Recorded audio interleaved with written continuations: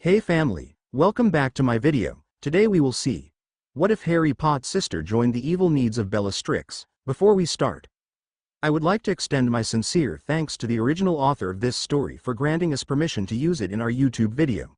Your generosity is greatly appreciated. The author's creation and the original story's link in the descriptions. Please do check that first. Now enjoy the video.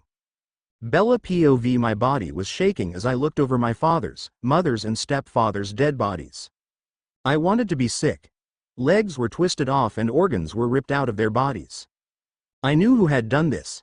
I knew because this was her warning that I couldn't escape her. First the Cullens left, which left me defenseless until I started hanging out with Jacob, but then he left me too, so I was completely defenseless, or that's what she thought. Cops surrounded my home, taping it off and leading me out until everything was cleaned up. I knew they were also trying to figure out what to do with me, but I had already sorted that myself. I got in touch with the one person who would die for me, the person who would teach me everything I needed, the person who actually introduced me to the supernatural. I got in touch with my older adopted sister, cousin, Harlo Remi Potter, Harlo POV. It had been almost 3 years since the war had finished, and I had spent these 3 years doing different things. After speaking with some Gringotts goblins, I had taken up my place as Lady Potter, Peverell, Black and Gryffindor. For the first year of having control of my ladyships, I chose to create the Potter Orphanage, which was a success for magical children who lost their homes. In my second year of owning my ladyships, the Evans Enterprises, the Black Laboratories and the Griffin Fashion Line were born. These businesses had been thriving. My third year I used to focus on myself. I knew that there was no way I could remove the scars from what the war caused, but I wanted to help my body as much as possible, so I got in touch with the goblins again. I was forced on diets and potions as well as regular medical scans, and within a few months I was a completely different person. The hair I used to call black frizz was now long, beautiful locks. My features had sharpened and I no longer wore the ugly glasses. After a lot of skeleton grow in my system, my height shot from 5 feet 0 to 5 feet 9. The muscle I had gained from fighting in the war and playing Quidditch no longer looked wiry and out of place. It complemented the hourglass figure that had formed. I lost the glasses so you could see my beautiful green eyes. I also had big pouty lips and freckles dusted over my face. It was nice having the chance to look after myself and fix the damage that had happened to me within the first 5 years at the Dursleys. Now I know what you're thinking. Harlow, didn't you spend all your life at the Dursleys? And to that I say, no I didn't. You see, Mum actually had 2 siblings. My Aunt Petunia and my Uncle Charlie. When I was 6 years old, my Uncle Charlie had come to visit my Aunt Petunia and he found me in the cupboard under the stairs. That had caused a huge kickoff between him and my Aunt Petunia, and in the end Uncle Charlie had taken me with him and actually adopted me. I had a good life with him and even became really close with his daughter Isabella, who I liked to call Isa. She was the little sister I had always wanted. We did everything together. I told her all about my magic and how I was a witch. It killed me remembering how hard she fought for me not to leave for war. I hated leaving her, but I had to. Anyway, after I dealt with healing my body, I moved on to learning about my ladyships and everything pureblood related, which leads me to now. I had been studying some of the most used rituals when I heard my phone go off. I quickly got up and grabbed my phone. Noticing it was Isa who was calling me, I quickly hit answer and put the phone to my ear, only to hear sobs come through the phone as well as faint siren noises. Isa, darling, are you okay? What's happened, darling? The sobs got louder, but thankfully she answered me. Dad's dead, Remi. So is Mum and Phil. They've been killed. It felt like ice went through my body. The man who raised me was dead. Alongside his ex-wife and her new husband. They were killed. Someone must have a fucking death wish if they decided to mess with my family. I shook myself out of my thoughts as I heard sobs again. I could plan later, but right now Isa needed me. Isa, darling, where are you at this moment? I heard sniffles through the phone, which was good because it meant she was calming down. I'm outside the house right now. There are police here dealing with everything. Okay, that was good. There were a lot of people around, so she was safe for the moment. Isa, have you told anyone about where I am right now? I heard a sniffle again. No, nobody knows you're in England right now. Alright, that was good. It meant I could apparate down to Forks. Alright, Isa. I'm going to hang up the phone and I want you to go to the closest police officer and tell him that your older sister is driving down now and will be There in 15 minutes, okay. Can you do that for me? I could hear her chuckle.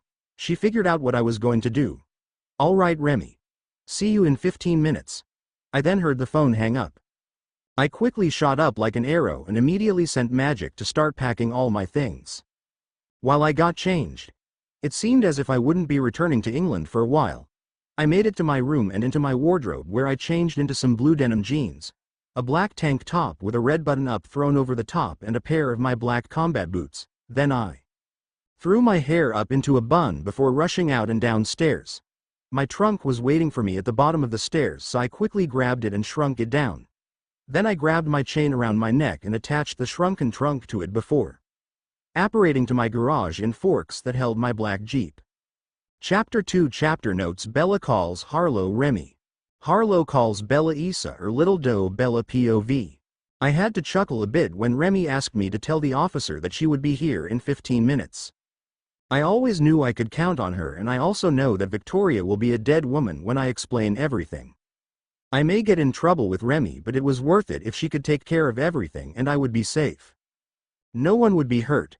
I was still pissed at Edward and Alice for going against my wishes and manipulated me into giving me a birthday party, and poor Jasper, who had to deal with the backlash. I knew that night it wasn't Jasper trying to eat me, instead it was Edward.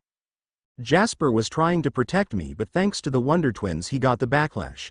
I had always felt a pull to Jasper but could never understand it. Maybe I can speak to Remi and she can explain it to me. I was also pissed at Jacob, my so-called childhood friend, for abandoning me with no apparent reason and him joining that stupid Sam Yulee. I just hope Remi will destroy him for me. Maybe try 1 or 2 new curses on him. I was broken out of my thoughts by the sound of an engine. I turned my head to see Remi's black Jeep pull up. I stood up just as the door opened, and as soon as I saw my dear sister I was running over to her. Remi! I screamed as my body collided with hers. I was so glad she was here. I felt Remi's chest vibrating and I knew she was chuckling. Lifting my head, my eyes connected to hers and I could see the love and happiness in them, but I could also see the sympathy within them. It wasn't much, as she knew I hated people feeling pity for me, but it was enough for me to understand that she understood. I tucked my head back into her chest as she began to speak to me. It's all right now, my little Isa. I'm here and I'll kill anyone who dares touch you. You're safe now. I just snuggled in further, knowing she was correct. I was safe now. Sadly, our time was interrupted by a deep cough. Remi lifted her head up and to face Officer Damon, who was a good co-worker of Charlie. He looked down at me, then up at Remi, then back at me before speaking. I'm guessing you must be the older sister Bella told us about. I felt myself being moved to the side as Remi held out her hand to Officer Damon. Yes, sir. I'm Harlo Remi Potter, Charlie's adopted daughter as well as Bella's older sister and legal guardian now. Could you give me a rundown of what's happened? Officer Damon looked shocked at the formal tone that my sister held, but nonetheless gave a rundown of what was found at the house. Well, you see, Miss Potter, your father Charlie had not come into work and had not called in with any info that he wouldn't be coming in, so I drove up here to see what was happening. When I had gotten here, I noticed a window had been smashed in, so I went to take a look and I found your family's bodies. I had called in backup and we had set up the crime scene stuff. When Miss Swan returned home, she had gotten past everything and seen the mess, then called you after we led her out. I looked up to see Remi slightly shaking with anger in her eyes. At first I thought she was angry at me, but the arms tightening around me told me that I wasn't the target of the anger. I felt Remi take a deep breath before I heard her begin to speak. And has anything could tell us who the killers are been found? I heard Officer Damon shuffle a bit. No, ma'am. It was as if there was no killer at all. No footprints, no fingerprints, no weapon. Not even a piece of hair. I heard a sigh come out of Remi. I see. Well, officer, I will allow you to finish up your job for the next few days as me and my sister spend some time in my home. Here's my number. Just give me a call once this mess has been cleaned up and we are allowed back into the house. Remi told him as she handed him a piece of paper which held her phone number. Of course, Miss Potter. Thank you for coming. Have a good evening and we'll call you as soon as possible. Officer Damon said finally before walking away. I looked up to my sister, knowing sooner or later I was going to have to tell her. Remi looked down at me and smiled. Ready to head to my home. I nodded, although I was curious because I didn't know she had a home here in Forks. As if Remi had read my mind, she answered my wondering question. I had got a home built here in the woods of Forks after the war, just in case I wanted to return here but still wanted Dad to have his space.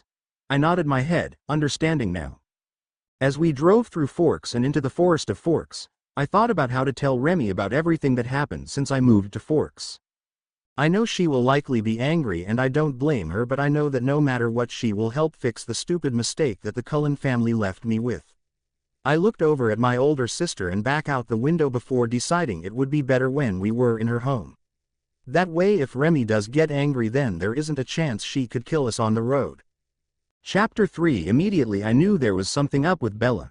She wasn't telling me something, but I would leave her alone for the moment as I wanted her to tell me on her own time.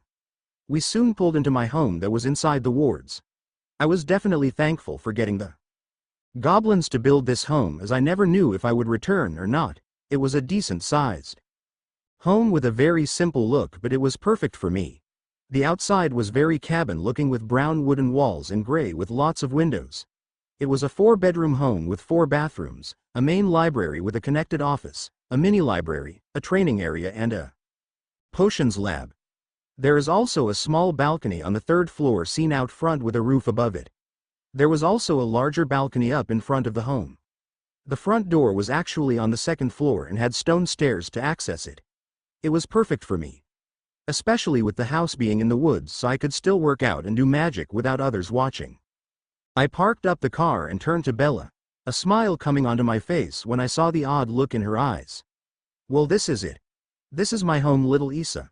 Bella turned and looked towards me. Wow. It's so gorgeous and open. I love the look. I laugh a little and give her a nudge. Come on then, little sister, let me show you around, I said to her. We both chuckled a little before getting out of the car. I led Bella over to the front door and opened it, ready to start this tour. The first place I took Bella to was to the living room. I smiled as she looked around the room. The walls were a nice warm cream color that went well with the tiled floors. I had a few hanging lights and LED lights around the room, also giving it a warm feeling. I had a dark green L-shaped sofa against the wall, so when you sat on it you could see the TV, which was mounted on the wall with a black TV stand underneath it. There was a large ottoman in the middle as well that held a large gray blanket. There was a pulled-out wall that had a small fireplace with a storage place for logs underneath. Another thing I had in the living room was the fluffy rug from Russia on the tiled ground. Finally, there were a few decorative pillows, paintings and other decorations that I picked up through my time of traveling that tied it together with the entire room. Bella turned towards me with a big smile on her face. It's so pretty and has such a warm feeling to it. I smiled at her. That was the whole idea. Little Isa. After being in such dark and horrible times, I wanted a warm, comforting place that people would enjoy being in. I explained to her before I led her toward the kitchen.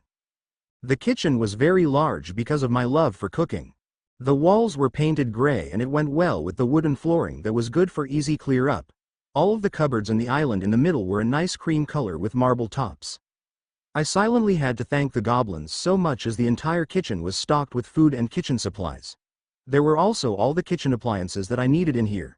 They were also colored silver to go with the cream. I was happy with the big kitchen as it filled all the dreams I had in my head to get back into cooking. I looked over at Bella, whose eyes were filled with joy, and I smiled. You can come in here to make anything anytime you want. I can also cook, so if you want we can take turns making meals. Bella's head whipped up so fast and a smile formed on her face. Really? I pulled her closer and gave her a hug. Really, little Isa? Now come on, let me take you to the main library with the office before we head upstairs, I told her as I led her out of the kitchen and down the hall to the library. The main library was very large. The bookshelves covered all the walls and had a ladder and a flooring area. There were books filling all the bookshelves with all magical and muggle books. The office area of the room had dark blue walls and a gray patterned carpet. There was a nice polished wooden desk with a cream chair in front and a large brown chair behind the desk. On the wall behind the desk was a small fireplace that was done in dark wood, which complemented the dark shelving area filled with all my books to do with my properties and ladyship work. All in all, this room was very posh looking, and it is likely the only time We would be in here would be for grabbing a book or doing a meeting. Bella didn't seem bothered by the office space, which was expected, but her eyes lit up at the amount of books. You can come and grab any book in here you like, Issa, just remember to put them back. There also is a smaller library upstairs, and some bedrooms do have a little library area, so there is a lot for you to read and take your mind off of things. I explained to her, and her eyes lit up even more hearing about the amount of books there were. Now come on. You can come back here later. Let me take you upstairs so we can get you settled in. Bella looked at me. Look. I've had a long day and do want to sleep for a bit. I chuckled a bit and led Bella out of the main library and upstairs where the bedrooms and mini library are. Chapter end notes. I'm sorry for not posting as of last week because I was very sick and had just started exams. I am also going to put this story on Wattpad once it's done because I can't add pictures on here, so when it's done it will be posted on Wattpad with all the photos. So there, that's all I have to say. Enjoy. Chapter 4 Harlow POV. When we made it upstairs I quickly stopped Bella and she looked up at me. Just gonna warn you, Issa, some of the rooms have been magically expanded, so the rooms are a lot bigger than what they should be. I saw Bella smile at me. Should have known magic would be somewhere in this home. I nudged her playfully. Watch it, Missy. I told her jokingly before leading her to the mini library first. The mini library was much more homey with carpet floors that were light gray and went well with the white and brick walls there were. There were two large bookshelves, one that was completely full and another that was for room to grow. There was a large patterned rug on the floor that I remember picking up from Italy while visiting the Volturi. There were two brown leather armchairs by the wall of books, one with a fluffy back piece. Beside the armchairs were two guitars. One electric that Uncle Sirius had given me when he learned I could play the guitar, and the acoustic guitar that belonged to Regulus Black, which I found while cleaning out Grimwald Place. There was also a white sofa that sat opposite of the armchairs. There was a basket with a big blanket inside of it which could be used to relax with. In the middle of the room was a small coffee table that looked like a stone and held a few candles on the table. The best thing to me was the fluffy swing that was hung up in the room. There were also a few other things like lots of plants beside the two windows and a few bauble lights hanging from the ceiling. This is the mini library. It's a more likely place to hang out, I told Bella. She looked around before turning back to me. This is amazing. I can definitely see myself hanging out here. I had to chuckle at that ironic statement. I'm sure you will. Now come on. Let me show you the bedrooms, I told her as I led her out of the mini library and over to where my bedroom is. My bedroom was extremely large. 3 of the walls were painted a light brown color, and the final wall was a large mural of a cloudy forest which went well with the wooden floors. Against the mural was a king-sized bed that was dark gray with black comforters. Beside the bed was a rock-looking side table that held an alarm clock and a book. Under the bed was a large gray rug that took up a good amount of the floor. At the edge of the rug was a gray ottoman with a black blanket draped on it. On the far wall was a large window with bronze-colored curtains. In front of the window was an armchair with a table that had 2 glasses and a bottle of scotch on top of it. In the corner of my room was a pinboard that had nothing on it as I finished up with a bit of work earlier. On the wall across from the bed was a large TV mounted to the wall with a PlayStation and speakers underneath and at the side of the TV. There was a door that led to my bathroom, which was simple black and white marble that had a shower, bath, sink and toilet. Also through the bathroom led to my wardrobe, which was completely gray themed with a light gray carpet and gray shelving all across the walls with an island in the middle. I must admit that the size was a bit too big since my clothes only filled half of it, but better safe than sorry. It wasn't crazy, but it suited me. I looked over at Bella. This is my room, little Issa, so if you need me but can't seem to find me, I am likely to be in here. All I ask is that you knock on the door. Bella looked at me and nodded. All right then. Let me show you the other 3 bedrooms so you can pick which one you want, I told her as we left my bedroom and headed down the hall to the next bedroom. We walked into the second bedroom, which was very simple. There was an L-shaped wall window which was made of magical glass and looked out into the forest. The other walls were black with a few shelving pieces to it. The flooring was wooden, which matched the desk that was against the wall. Against the back wall was the king-sized bed that had white pillows and a black comforter. The only other thing in the room was a chair which was by the window. I took Bella over to the bathroom, which had quite the modern look as well. The Walls were a stone gray color that went well with the light marble floors. There was a large white bathtub that was a large oval shape. Next to the tub was a wooden stool that had a towel on top and a pair of bath slippers underneath. On the other side of the room was a shower that was separate from the main part of the bathroom. Other parts in the bathroom except for the toilet and sink were mostly decorations. The walk-in wardrobe was the same as the one in my room, however this one was completely empty as no one was using the room. We walked back out and into the bedroom where Bella looked up at me. "It's a nice bedroom, Remi, however I have this gut feeling to look at the others," she explained to me. I smiled and nodded my head. "Well then let's go and look at the second guest bedroom," I told her before leading her out of the room and down the hallway some more. The third bedroom, also known as the second guest bedroom, was simple much like the other room, however it took more of the black personality and had a much more elegant look. The walls were painted a nice cream color that worked well with the black wooden floors. There were two large windows in the room that had black curtains draped in front of part of them. On the wall with the windows was the queen-sized bed that had a white frame and black duvet covers. On each side of the bed were two black circular side tables that held two lamps with black lampshades on them. Across from the bed there was a large black wooden desk that was mounted to the wall with a white adamant tucked under. Above the desk was a TV that had also been mounted to the wall so you could watch it from the bed. The only other parts of the bedroom was the large white fluffy rug that took up most of the floor and the black chandelier hanging from the ceiling. The right wall was completely a mirror that actually also functioned as the way into the bathroom and wardrobe. I took Bella into the bathroom which, like the bedroom, was extremely elegant. The entire bathroom was also black and white with all except one wall being white and the floors being a light black color. The final wall was stripped black and white.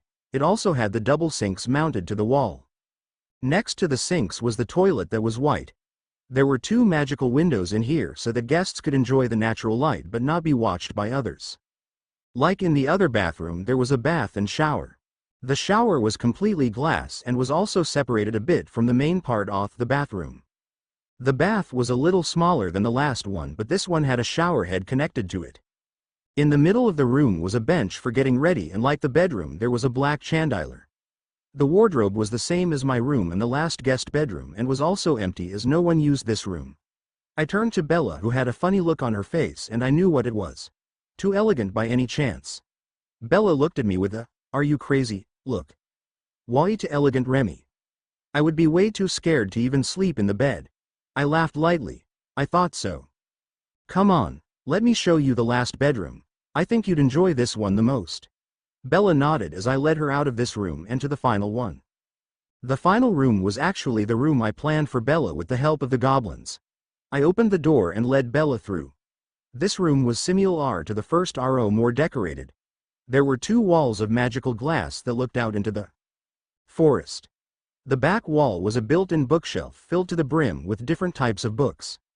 Against the bookshelf was the queen-sized bed that had a gray frame and white duvet covers and a black blanket on it. Beside the bed was a black side table. Across from the bed and against the glass window was a black desk and a gray spinny chair. At the side and against the other window was a set of drawers in a light wooden color that can be used for storage. Above the drawers and at the corner area was a TV that was angled so you could watch it from the bed. There was a white fluffy rug that took up most of the floor. The only other thing in the room was a white ottoman in the corner. I led Bella into the bathroom. The bathroom was themed white and gray, with the walls being painted gray and the floors being a gray and white patterned tiled floor. There was also a white and gray marbled wall which was part of the shower and above the sink. The shower was a glass shower that had a gold shower head and faucets. Across from the shower was a black towel rack that could hold many towels. There were two white sinks that also had gold faucets. They were on top of a large gray storage top that had a white countertop to match the sink. Next to the sink was the toilet, and across from the sink was the large white bathtub. In this bathroom I had added a few plants around the room. I then took Bella to the wardrobe, which was the same as the others, also empty. I took Bella back into the room and faced her. "I take it that you like this room then?" I asked her while smiling. Bella looked over at me with a brightness in her eyes. "I love this room so much, Remi. Am I okay to stay here?" I chuckled at her. "Of course you can, Issa. Now today has been a long day, so while I go and find you a pair of pajamas while you shower. Then you can get some sleep, and tomorrow I can finish up the last part of the tour and then we can talk about everything. I saw Issa tense up at the last part, but she nodded her head. Alright, then you go shower and I'll find clothes. I told her before leaving the room, knowing tomorrow was going to be long. Chapter end notes: as an apology for not posting here is 2 chapters in one day. Chapter 5. Bella POVI had woken up with the memories of yesterday flooded back. I couldn't believe everything that had happened, but I'm so thankful that Remi had shown up. I hoped she would become my rock after everything, including the betrayal from the Cullens and Jacob. She made me feel welcome even after having to rush down here to be with me. It was all so overwhelming, but I know that I can't fall apart again even if I wanted to, because I was in danger now and I couldn't risk anything anymore. I was pulled out of my memories of last night by a knock on the door. I turned around and saw the door open to reveal Remi, who was dressed in a light gray sweater shirt, light denim jeans and a pair of brown boots. She had her hair in a messy bun and very light makeup. I looked to see she was holding an outfit in her hands as she smiled at me. "Good morning, Issa. I hope you slept well." I smiled at her and nodded my head. "That's good. I brought up an outfit for you so you can change, then come down for breakfast. After breakfast I'll show you the rest of the house and then we're going to sit down so you can tell me everything that has happened." I winced at that. I didn't want to talk, but in the end I knew I wouldn't be able to avoid it any longer, so I nodded my head. She smiled before walking out. I quickly got changed into the outfit, which was very comfy by the way, and headed down to the kitchen where Remi was waiting with 2 plates that held omelets, fruit skewers, toast. And next to them was tea, which from the smell of it was Earl Grey. I looked over to Remi, who had a smile on it. "Come Issa and eat before it gets cold." There was humor in Remi's voice which told me there was some sort of spell to keep the food warm. Smiling, I walked over to the plates of food and began to eat. You see, this is one of the best things when it comes to Remi. She was a brilliant cook, so I knew I wouldn't have to worry about cooking for the most part. Once breakfast was finished, Remi showed me the potions room, which was very large. She told me that this room was warded for safety reasons, which I fully understand. Then she led me to the gym room, which was huge. No wonder Remi used magic. Half the room was full of gym equipment and the other half was a big training mat which was apparently charmed. I have a strange feeling Remi is gonna drag me in here with her, so better be careful. After that she led me back up to the mini library where 2 cups of Earl Grey tea were waiting. We both sat down and had a sip of tea before Remi looked at me, and I knew it was time to reveal everything. I looked up at her. "I know who Mum, Dad and Phil's killer is, and that is because I'm partially to blame for all of this, but to understand I have to tell you the full story and I can't be interrupted, okay?" Remi looked at me with narrowed eyes for a moment before nodding her head. I took a breath and closed my eyes before revealing everything. I told her about Edward and his family and how they seemed not normal, how he had acted when we were in biology together and how he ran out the room. I told her about how he had taken an entire week off of school, then the first day he got back he saved me from the van. I told her about how I went up to the beach and spoke with Jacob, who told me all about the legends, how Edward saved me from a bunch of males who were following me from the bookshop in Port Angeles, and how I learned of his mind reading. I told her how I figured out that he was a vampire and how we started dating, how I met his family and how they brought me to a game of baseball. I told her about James, Laurent and Victoria, how James saw me as a snack and chased me up to Phoenix, how Jasper killed James and Victoria wanted revenge. I told her about the pull I began to feel to Jasper, but how I had decided to ignore it. I also told her about the birthday party incident. I told her how Edward left me and how he did it, which had put me into a zombie state where I didn't do anything. How I began to hang out with Jacob before he ditched me, causing me to realize there were changes that had happened to him, and after looking it up I realized he was a shapeshifter. How I wanted to confront him but decided that because he couldn't be bothered to tell me even though I knew of vampires and he knew that, then I wouldn't confront him as he's a bastard. How I came home to find our family dead and immediately knew who caused it. So there, Victoria killed our family and she's still after me because she believes I'm Edward's mate, so in her eyes it's mate for a mate. I finally said with tears in my eyes. "I'm sorry, Remi. I know you are angry with me," I whispered as I looked up at her. Remi took a sip of tea before getting up and kneeling in front of me. "I'm not angry, Issa darling. Disappointed, yes, but not angry. You should know better than getting yourself involved with something you don't fully understand. especially when you haven't spoken to me about it, but now that's not our problem. Right now we need to plan because as you graciously just mentioned, we have a crazy vampire after you and she doesn't understand who she's actually fucking with. We also have to give you a big ass glow up because if either the Cullen boy or that stupid fake Mutt comes back, you need to show them who's boss and how you know your worth. You need to show those fuckers that you're not theirs anymore while also getting your ass ready for, if I correct, a proper chaotic ride. She told me with determination and all I could do was laugh and nod my head. This was why I called her. I knew she wasn't happy but she always put family above anything, so I knew she would be there for me when I asked her to. I knew that Victoria, the pack AOW, entered my sister's hate list and they were in for it big time for what they did to me. Chapter 6 Chapter Notes: I can't post next week so 2 chapters are out tonight. See the end of the chapter for more notes. Harlow POV. I needed to curse somebody. No, that was a lie. I needed to kill somebody. These stupid Cullins left my Issa to deal with a crazy motherfucking killer vampire who blames my sister for the death of her mate.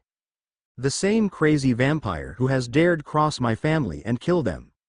Oh, she's gonna get it when I see her, but right now I have other things to do.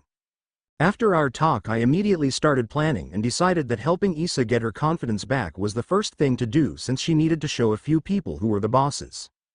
I also recognized the pull she was talking about, and once I do a bit of research then I'll be able to confirm it, but if I'm correct then by the time I'm finished with Issa then the next time this Jasper, who I will also be looking up, will probably have Issa over his shoulders and up in a bedroom within seconds. So I apparated us to France where I planned to give Issa a new makeover, like I had done in the past. I had to admit I was confused when I saw her with long hair because I knew she preferred it short, but Issa explained she couldn't go as short as she originally liked because she had to put all money towards bills and food shopping. That pissed me off because it should have been Renee dealing with all of that, but I can't do anything but move forward. The first thing we did was cut her hair back down to the short but still slightly long pixie cut that Issa had always loved. It also removed the reminder of that Cullen boy and how he liked Issa's hair long, so that was a bonus. We also decided to turn the ends blonde for a bit of fun and because we could. Once that was done I turned to Issa, who was running a hand through her newly short hair. I take it you're enjoying the short hair again? Issa looked up at me and nodded her head. Absolutely, it feels so much better to have short hair. Now what's next? I smiled at her enthusiasm. I was the only person who could get this version of Issa when shopping. Glad you asked, my little sister. Now we go crazy and grab anything we like. She smiled up at me and we began our shopping. Over the next few hours we shopped around and picked up anything we liked. I could tell Issa enjoyed not being controlled over what she wore anymore by a pixie vampire who thinks she knows everything. We picked out many shirts, pants, sweaters, dresses, hoodies, jumpers, lingerie and much more.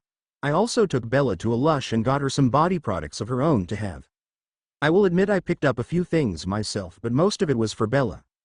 Other things we picked up involved gym gear for Issa as I wanted to train her properly, and some more potions ingredients. It had taken a good couple of hours and once we returned home we were exhausted. I looked over at Issa. Why don't you take your things upstairs to your room and I'll order us a pizza since we're both too exhausted to cook. Issa looked over to me then nodded and began heading upstairs. I quickly headed to my room where I immediately picked up my communication mirror. Sitting down in the chair facing the window, I opened the mirror. Padfoot. I spoke aloud to the mirror. It only took a few moments before a pale man with long black hair and red eyes showed up in the mirror looking at me. Pup, how are you? Is everything all right? I smiled at his rapid questioning. You see, when Sirius fell through the veil, he didn't die. Instead he ended up going back in time and was bit by a vampire. Alongside 2 other men. Those 3 men ended up becoming what is known as the Volturi. Yes, Sirius just happened to become the leader of Vampire's Arrow Volturi. Everyone in the Volturi knows the real Sirius look, but to anyone outside of the Volturi, he looks like an old vampire with long brown hair and red eyes. Sirius seeked me out at the end of 5th year when he died, and explained everything. He even met both Issa and Charlie in Sirius form and became very protective over them. Now while Issa doesn't know he's Arrow Volturi, he still cares for her, so I knew he was going to be pissed when he finds out what I'm about to tell him. Pup, you okay? That shook me out of my thoughts as I looked down at my dear godfather. I'm fine, Padfoot, but I can't promise that you dear friend Carlyle and his little family will when I'm finished with him, I said, putting venom into Cullen's name. Padfoot looked at me and sighed. Oh Merlin, what's his family done now? I had to chuckle at that. No matter how much Padfoot liked Carlyle, his family caused him many problems. Well, it was more to do with the Virgin and Seer. I told him and immediately he groaned. I could tell he wasn't happy. He quickly waved his hand as if to say carry on, so I did. Dear Edward Cullen revealed what he was to dear Issa, started to date her, got her into danger, set up a birthday party with help of little Miss Alice, then left her 3 days after her 18th birthday when it didn't go to plan, while also leaving an insane vampire who wants to kill Bella, alive. I explained to him. Sirius had rage in his eyes. You've got to be fucking kidding me. Pup, please tell me you're kidding me. I shook my head at him and he slammed his head on what I believed to be a desk as he groaned even louder. I have to admit, Padfoot, this was your own fault, allowing Carlyle and his family to get away with everything. You were too lenient. I told him. Sitting up, Sirius looked at me before sighing once more. All right, Cub, what do we do then? I smirked at that. Oh Padfoot, I have a plan. Chapter end notes. Did you enjoy the plot twist, people? I love the idea that Sirius wasn't actually killed, so I put my own twist on it. I have also realized my mistake. I had written about Harlow ordering pizza twice, so I removed the ordered from this chapter and it will still be in the next chapter. Chapter 7 chapter notes. Just for people wondering the timeline, we are around the point of end of February, start of March 2006. See the end of the chapter for more notes. Harlow POV. It was about an hour later that I had gotten off the phone with Sirius, who was now sorting out our plan to deal with the Cullen family. We have to admit that if I'm correct with all the theories I have from when me and Issa had talked, then we will have to wait a little bit before we can strike, as we only needed to affect certain people of the Cullen clan, but in my eyes that just means having more time to sort Issa and the rest of the shitty problems out. Speaking of Issa, I was now heading up to her room to speak with her. I had just gotten a call from Officer Damon saying that they had cleaned and disinfected the house and that we can now go into Charlie's old home, and I wanted to see if Issa wanted to go so we could discuss what the plan was now with the house. I knocked on the door of the bedroom, then waited till I heard a soft, "Come in," from the inside. I opened the door and walked into the room to see Issa putting the last of the things we brought for her away. Once she was done, she turned towards me and smiled. Is everything all right, Remi? I smiled at her before sitting down on the edge of the bed and patting the place next to me, which told her to come sit down next to me. Issa quickly understood what was happening and came and sat down next to me. I turned to look at her. I had gotten a call from Officer Damon who said that we can now go into Charlie's home, so I wanted to come to you so we could figure out what to do. Issa immediately looked panicked, so I began to reassure her. Issa, the decision is on you. We don't have to go straight away. We can wait a little bit before we return. You had watched a traumatic situation in that house, so I will not force you to return there until you are ready. Issa looked more relaxed at my words. She then leaned her head on my shoulder and I wrapped my arms. Decision is yours. Issa, I told her gently. She thought for a moment before she looked up at me. I don't feel ready to return to that house yet, no matter how much I want to, so can we wait a bit until I have properly accepted everything that has happened, and no, I won't immediately break down when walking into that house. I chuckled lightly at that. That is perfectly acceptable, Issa. We can wait until you are ready, I told her softly. I know exactly how it is to struggle to grieve a death, and trying to force someone back to the place where that person died is one of the worst ways to do that. It is why I never returned to Hogwarts and decided to take on self-study as well as becoming Lady Potter Black. I knew I would never survive in Hogwarts, and I would most likely drown in my self-regret of all the deaths that had happened at the war. Doing my own thing was the best choice I made for my mental health. I remember many of the others not agreeing with me, but I ignored them and did my own thing. Thank Marilyn I had done that. That's why I needed Issa to know that anything to do with the family could be done in her own time, because she shouldn't have to do anything that will affect her mental health in any way whatsoever. I looked back over at Issa, who was still leaning against me. I gave her a slight nudge and she looked up to me. Right, let me move us away from this extremely sad talk and move on to easier things. I have emailed your school, so you're having the rest of the week off. I'm not allowing you back into the school right now. This week is your time to grieve. Issa smiled at me and gave me a grateful look. Thanks for that. I don't think I could face school right now, so knowing that I don't have to go in is a relief. I smiled towards her. I thought you would like that. I know how hard it can be to deal with this if you're expected to deal with something else as well. I also know it is good to have a friend around as well, which leads me to my next question. Is there anyone here that can support you? I had asked the question. Because I knew I wouldn't always be around this week, as I knew I had a few meetings to deal with now that I am in America again. Issa looked thoughtful before she nodded her head. Angela Weber. She was one of the only people who didn't treat me any differently when I was a complete zombie, so I'd like her here if that's okay. I smiled at Issa and nodded my head. That's completely fine, Issa. Leave it with me and I'll have Angela here to spend time with you this week. But for now I'm gonna go and order us a pizza and sort a few things out, so I'll leave you, okay? Issa nodded her head before she gave me one last hug. Then I stood up and headed out of the room to take care of a few things. Issa may not look like it, but I can tell she is grieving over our family. Even if she didn't have a good relationship with them, she still loved them because they were our family. I knew she would grieve in her own way, but I didn't want her alone, so when I reached my office I quickly ordered a pizza and began to whip up a plan to get Miss Angela Weber here for dear Issa's sake. Chapter end notes. I apologize for not updating in a while. My sleep schedule became a bit fucked up and I have been trying to fix it. I also have been really busy. Now I have a question. Should I make Angela a main part of this and give her a pairing or not? I like the idea of Angela being there for Bella more and maybe having a secret of her own or something. Also, if Angela becomes a main part of this, then who should her pair her with? I was think maybe Garrett, or a triad pairing with Peter and Charlotte. Because you don't see much of that, but I want to see some of you ideas. Chapter 8 Chapter notes. See the end of the chapter for notes. Angela, I have been subjected to many strange things.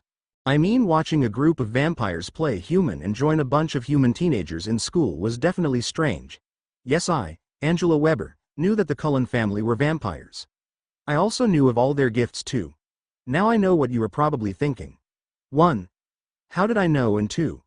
How did I keep it a secret from the Cullens themselves? Well, I'll get to that later. However, getting back on track, I am definitely used to strange things, so when the savior of the wizarding world, the girl who lived, Harlow Remi Potter, is sitting in your living room, well, I'm not as shocked as one would be. I sat down across from her and spoke up. So what do I owe the savior of the wizarding world for her to visit my home, Miss Potter? I definitely was not sassy when I spoke that, not at all. She raised a brow at my statement and a smirk grew on her face. Well, Miss Weber, first of all, call me Harlow or Remi, and while I am interested in how you know of me, that is not why I am here. I have actually come to talk about Bella also. That definitely made me interested. Bella is a very close friend of mine, as she was one of the only ones who didn't talk behind my back and stayed in contact with me even while she was in her zombie state, as she trusted me and I had been there for her since the beginning, just like she'd been there for me. So when it came to her, I wanted to know. Harlow gained a smile on her face from what I guessed was from the reaction on my face, so she started talking again. You see, Miss Weber, Charlie is my uncle but had adopted me when I was very young, so I am Issa's older sister, cousin. 2 days ago Issa had called me explaining that Charlie, Renee, and Renee's husband Phil had been murdered, so I quickly rushed down here to be with Issa. Now I have removed Issa from school this week as I want her to grieve properly and I want someone there for her. However, I will not be able to be there for the entire week as I have a few important meetings I need to be at, so I'm hoping you can step in for me. I was shocked to know that the bloody savior of the wizarding world was Bella Swan's older sister. However, I was more curious of what she wanted me to do. So what do I have to do? Harlow smiled at me and leaned back. I will clear it with both your parents and the school, but I would like you to spend the week at my home so that Bella has someone she can be with this week, so I know she won't be alone. Right, so what I'm being offered right here is the week off school to spend it with my closest friend and make sure she is okay. I mean, why the fuck not? I smiled and nodded my head. As long as my parents are okay with it, I told her. She smiled at me and nodded. Of course. If you just give me your parents' number, then I'll sort it out now. I quickly gave her my parents' number and she stepped out of the room, which gave me some time to think. Chief Swan was dead. Oh fuck, Bella's father was dead. She must feel horrible right now. No wonder she needs a friend, and I was gonna be the best fucking friend she can get at the moment. Even if it comes down to us crying to sappy movies and eating a bunch of junk food, I was gonna stand by her every step of the way. I was shaken out of my thoughts by Harlow walking back into the room with a smile on her face. "All right, both your parents and the school know you're going to be with me and Bella for the week, so why don't you go upstairs and pack everything you need, then we'll head over to my home."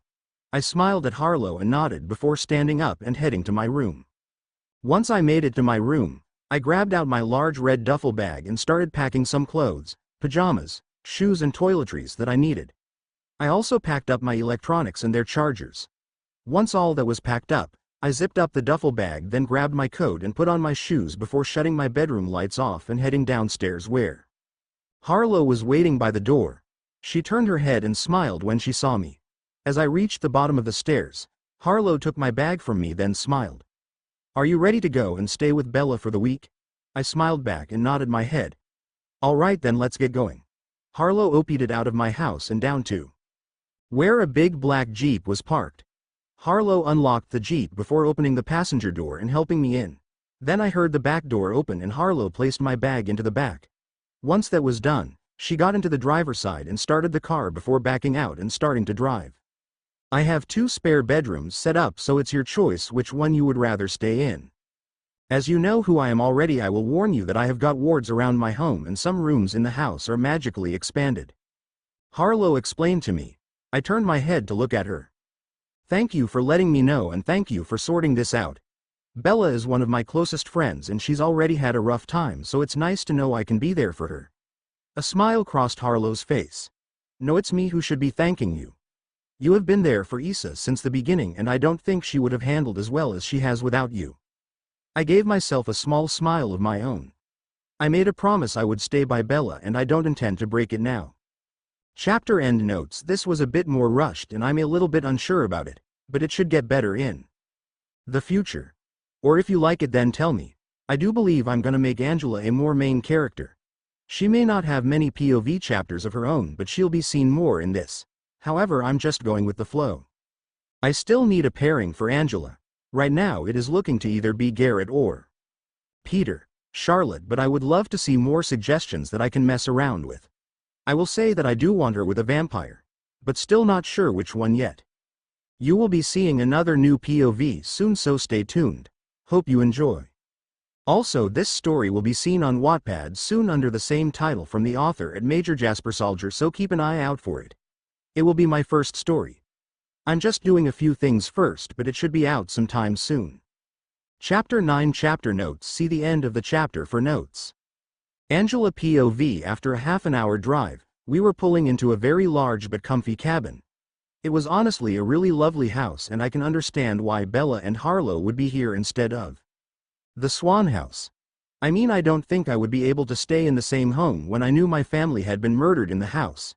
It would cause struggles to my mental health to the point that I would break down all the time. So yeah, I get why they're not at the Swan House. I shook myself out of my thoughts as Harlow stopped the car. I quickly got out and grabbed my bag before walking up to the house with Harlow. I was nervous as Harlow led me into the house. I mean, I don't know Bella's state, so it might be a mess like when Cullen had left her, which would be fucking horrible. I saw Harlow turn to me and smile. "Once again, I want to thank you for doing this. I really appreciate it." I gave her a smile. "It's no problem, I'd do anything for Bella." She nodded her head slightly. "Come on. Let's take your bag up to one of my guest rooms, then I'll take you to Issa." I gave a hum in agreement as Harlow led me up the stairs and to the second door in the hallway. Harlow looked down to me. "Something tells me you're not really into extremely elegant decor, so I thought this room would fit you over the other room," she told me as she led me into the room. It was simple, but it had a great view, which is definitely something I really enjoy. I placed my bag down on the bed as I looked around the room. It has an extremely calm aura, and that was when I realized that the rooms were magically expanded, which I would appreciate. I turned back to where Harlow was standing in the doorframe. "This is a lovely room. I really love the view of the forest." "Thank you." Harlow smiled. "It's fine. I'm glad you like the room. My room is the one next to yours, also known as the first door. All I ask is that you knock on before you enter. Now why don't I take you to Issa so you can catch up with her now?" I smiled at the idea and nodded my head as we left the room. Harlow directed me down to the door that was 2 down from mine. She knocked on the door and we heard a soft come in from the other side. Harlo opened the door and stepped in front of me to hide me from view, which I guess was so she could surprise Bella with me, so I waited while Harlo and Bella spoke. "Anyway, I have a surprise for you, Issa," was what I heard from Harlo before she stepped aside, and I stepped forward so Bella could see me and I could see her. Now let me tell you, seeing Bella with short blonde hair with brown roots was a shocker. However, she looked slightly healthier, which is good as it meant she was slowly healing. I gave Bella a smile and was about to talk when I was knocked over by a body. It took me a moment to realize that it was Bella who knocked me over, but once I wrapped my arms around her just like she was doing with me. We sat on the floor, hugging each other for about 5 minutes before Bella pulled away and smiled at me. "Oh God, Angela, I'm so glad you're here with me. I've got so much to tell you." I had to smile at Bella.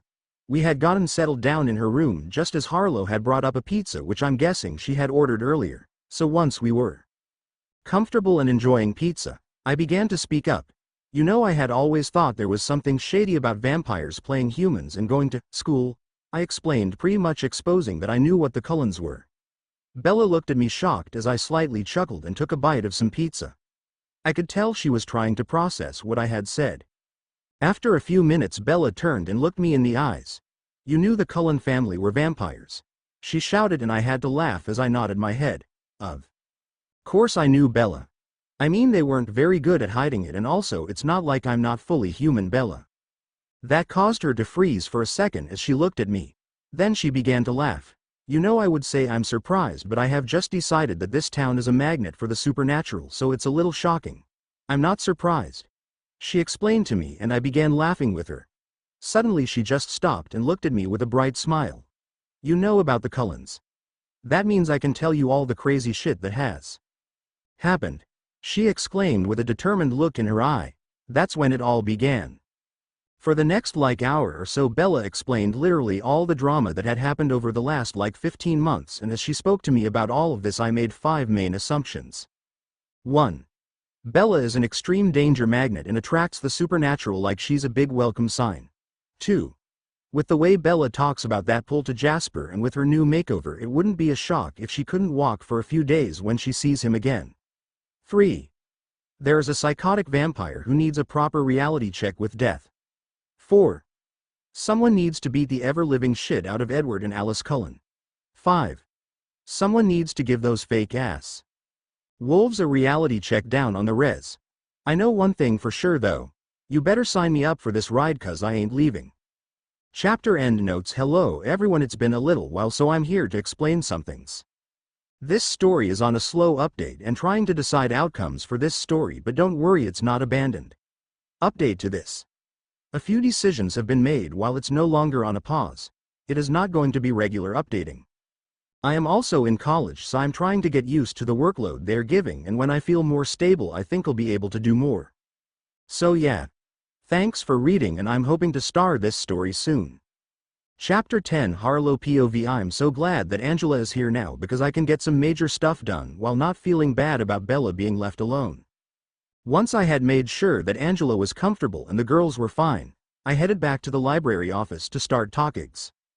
While I know Issa doesn't want to enter the house just yet, I still need to set up the funerals for Dad, Renee and Phil. I made it to the office library and sat down at the desk.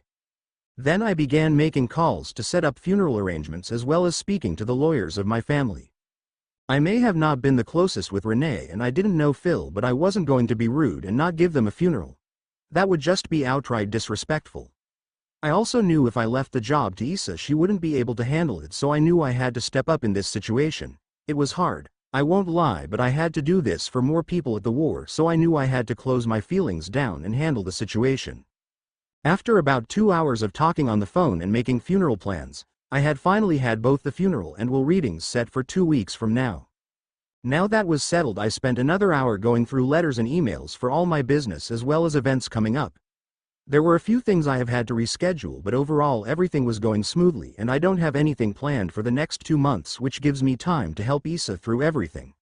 Once that was done, I stood up from the desk and began searching through my books and looked for everyone that focused on special types of bonds and anything on vampires. Altogether I think there were about 50 different books, and there honestly may be a few more in the smaller library, so if I can't find what I'm looking for in any of these then I will look in there. I was looking for anything on that Jasper vampire Issa told me about. I don't know why, but there is this gut feeling that tells me there is something about him in a book. I was also looking for confirmation on the pull Issa spoke about. I had my suspicions but did not want to speak about anything until I had confirmed it, as I didn't want to get her hopes up. I brought all the books over to my desk and began searching through them. I decided to look through the special Bond books first, as there were less of them, so it should be easier to find what I'm looking for. I think I was about 20 minutes in and on my 10th book when I found what I was looking for. The soulmate bond. The basics of what I read is that once you have spoken and made eye contact with your soulmate, then a pull feeling will begin. The further your soulmate is, the stronger the pull will become. It does seem like this is what Issa is going through, so I marked the page in the book, then set it off to the side as I used magic to put all the books on special bonds away. Once those books were put away, I began looking through the books on vampires, which there were a lot of, and it didn't surprise me. I mean, vampires live for thousands of years, so it explains why there are a lot of books. I grabbed the first book and began to skim through it, hoping to find what I'm looking for. It took another 45 minutes and about 30 books, but I finally found what I was looking for. The Major, who was also known as Jasper Whitlock, was a feared vampire through the late 1800s and early 1900s. He fought for a woman named Maria down in the south in what we call the Vampire Feeding Wars, and was one of the most dangerous vampires to ever walk on the planet, especially with his gift of pathokinesis. The most recent information is that he has settled with a family called the Cullins. Once I had read through that, I had looked at the picture that accompanied it. The man I was looking at was about 6 feet 3 inches tall and has honey blonde hair that falls just above his collar. He is muscular, but lean, like someone who had been on the run for a while. He has pale skin, inhuman beauty, and bruise-like purple shadows under his eyes that were red in the photo, but according to Issa it is likely he has gold eyes. Now, I could also tell that there were bite marks covering his skin, which told me he was actually a fighter. I knew he would be good for Issa, which was what she needed. I marked both of these pages, then put the rest of the book back before I got up and grabbed the books. Now that I had the information I needed, I was okay handing it all over to Issa so she could know what she was in for. I was not going to lie to her like those stupid Cullens. She deserved to know the truth, so I would tell her the truth. I walked up the stairs and to her bedroom door, where I knocked on. Once I heard the "come in," I opened the door to see both Angela and Issa in PJs with a paused movie on the screen. I quickly smiled, then began to talk. "Sorry, I don't mean to interrupt, but I wanted to let you know that I have dealt with all the funeral things and that it is set for in 2 weeks, and I also wanted to give you these books, Issa. I marked the pages you need to read," I explained. Issa got up and quickly hugged me with a muffled "thank you." Then she took the books and smiled at me, then went to sit back down with Angela.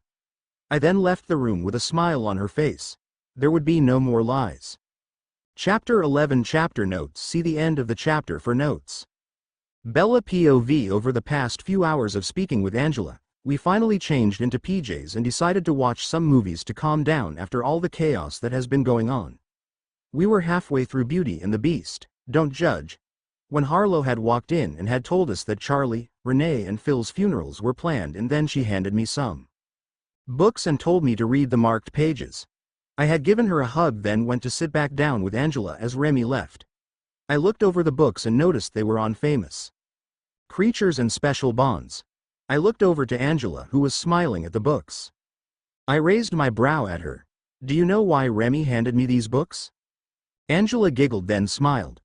"I have my suspicions as to why she gave them to you, but it's a personal thing that you need to read, so once we finish this movie then I'll leave you to read them," she explained to me.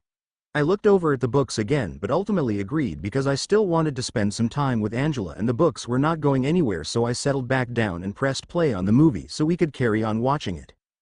Almost an hour later, the movie was finished and Angela had left the room to head to bed. I quickly got ready for bed, then grabbed the books and sat down on the bed. Looking at both of them, I was interested in why these books were given to me. I mean, Harlow marked the pages I needed to read in the books and Angela had an idea, but I have absolutely no clue. It honestly made me curious, so I picked up the first book and flipped to the marked pages in the book. Once I made it to the marked pages, I began to read and everything began to click. This book was about the bond that I was feeling. It was a soulmate bond. This brought on so many more questions. I mean, is Jasper my soulmate because I thought he was with Alice? Would He feel the bond too, or was something blocking him from feeling it? Will he even want me after everything? I shook my head from those thoughts. I couldn't think like that. It means I'm falling back into Edward's idea of me not being good enough, and I know that's not true. I closed the first book, then picked up the second book. I have no clue why Remi gave me this book, as I only needed to know about the bond, and this book was on famous people who were creatures, so I had no clue why I needed this book, but I opened it up and went to the marked pages, where my eyes widened when I saw what was on the page.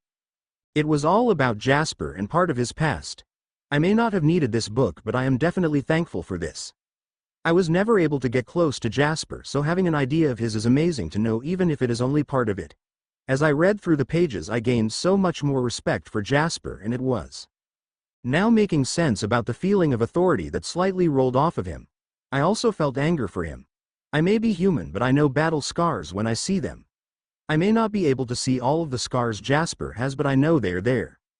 Once I books, I placed them at the side table and laid down in the bed. It was nice to know more about the mysterious Cullen that I got to know nothing about. I only really knew about Wonder Boy and Pixie, and I believe that was their intention. They only wanted me to know about them so I would only be around them. Part of me is so fucking pissed about this. I couldn't believe I fell for all of their manipulations, which brings on another question. Did the Pixie manipulate Jasper? Did they keep us apart for this reason? It would make sense that if Alice had seen something about me and Jasper, then she could have kept us away with the help of Edward, but I now wonder what their motive was for all of this. It made no sense. I then looked back over at the book with the info about Jasper, and it clicked. Jasper was a supposed dangerous vampire, meaning that others wouldn't need him, so if Alice was mated to Jasper, then no one would mess with her. However, that still doesn't explain everything about a motive that they would have, especially to have Edward in with it. The only thing I know about him that could be a motive is that I'm his singer, but that still doesn't explain everything. I looked over and picked up my phone when I noticed it was almost midnight. I had been in my thoughts for a while, so I decided to shut off all my lights and get some sleep because I knew I needed it. I still wasn't doing well after everything. As sleep claimed me, one more thought popped into my head. What was Jasper up to now?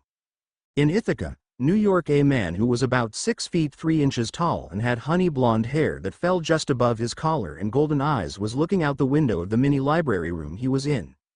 His eyes full of anger as he looked out the window, trying to understand the pain in his chest while coping with all the other people's emotions.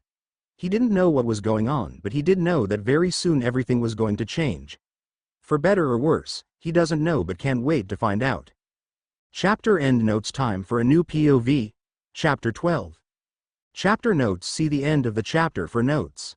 Jasper POV. It has been almost 6 months since the incident that happened with Bella and Forks. Everything changed for everyone. My lovely wife, Alice, had divorced me as she can't handle me apparently. Now, other than my little divorce, the entire family has fallen apart. Carlisle has pushed himself into more work, and Esme had started focusing more on the home, which was caused by the grief of losing a daughter. Emmett had stopped joking around and messing with other people. Regulus and Rose, who had hated Bella, now missed her so much as they looked at her like a little sister. Something interesting though was that both Edward and Alice were over Bella. It now made sense though. I could smell and feel the lust and sex over both them. They had been sleeping with each other. It honestly pissed me off to no end, and to know when the family doesn't ignites anger so much in my body, but there's not much I can do right now for the moment. However, there is a lot of change that is coming. I don't know what it is that's coming, but what I do know is that it has something to do with the pull in my chest. What is that pull? I noticed it back in Forks but ignored it because it wasn't that really strong. Now though, it's so fucking painful. I need to figure this fucking thing out cause it is making me go insane. I was looking out of my window when I heard my phone buzz. I turned away as I grabbed my phone. Looking down at it, I noticed that it was Peter. I smiled as I opened the message. Hey Major. Wanted to let you know about something. Soon everything is gonna change for good. Really good, especially for you, Emmett, and surprisingly Garrett. Joining you soon. Can't wait. This is interesting. I'm intrigued. Nice to know, Captain. Can't wait to see you, and I'm intrigued. I texted him back before placing my phone in my pocket and heading out of my office. I could hear Emmett downstairs. He just got back from a hunt. I headed down the stairs and into the living room where Emmett was standing. I quickly pulled up the messages and then chucked my phone to him. He quickly looked at me with a raised eyebrow. "What's this about?" he asked me. I just smirked and pointed down to my phone. Emmett looked down at the screen and I could tell he was reading the message. It took a moment before he looked up at me again. "Well, this is interesting. It seems we are going to have a bit of fun within the near future," he said as he chuckled and tossed my phone back to me. I also chuckled. "Yeah, it looks like it will be fun," I told him. "Well, I take it that you will be excited to have Peter and Char here?" he asked me. I smiled. "I can't wait. I have missed them over the last few months," I told him, and Emmett smiled. "I understand. Right, I've gotta go shower and change before Esme kills me." I laughed at that. "Go on then." Emmett headed upstairs and I decided to go out for a hunt. Quickly putting on shoes that I don't actually need, I headed out. Running through the forest that was by our home was so freeing and I forgot about it. It was amazing to have wind rushing through my hair. It was thrilling. Soon enough I picked up the scent of deer and headed that way. Once I found them and quickly took down 3 deers before leaning against a tree and taking a few breaths in.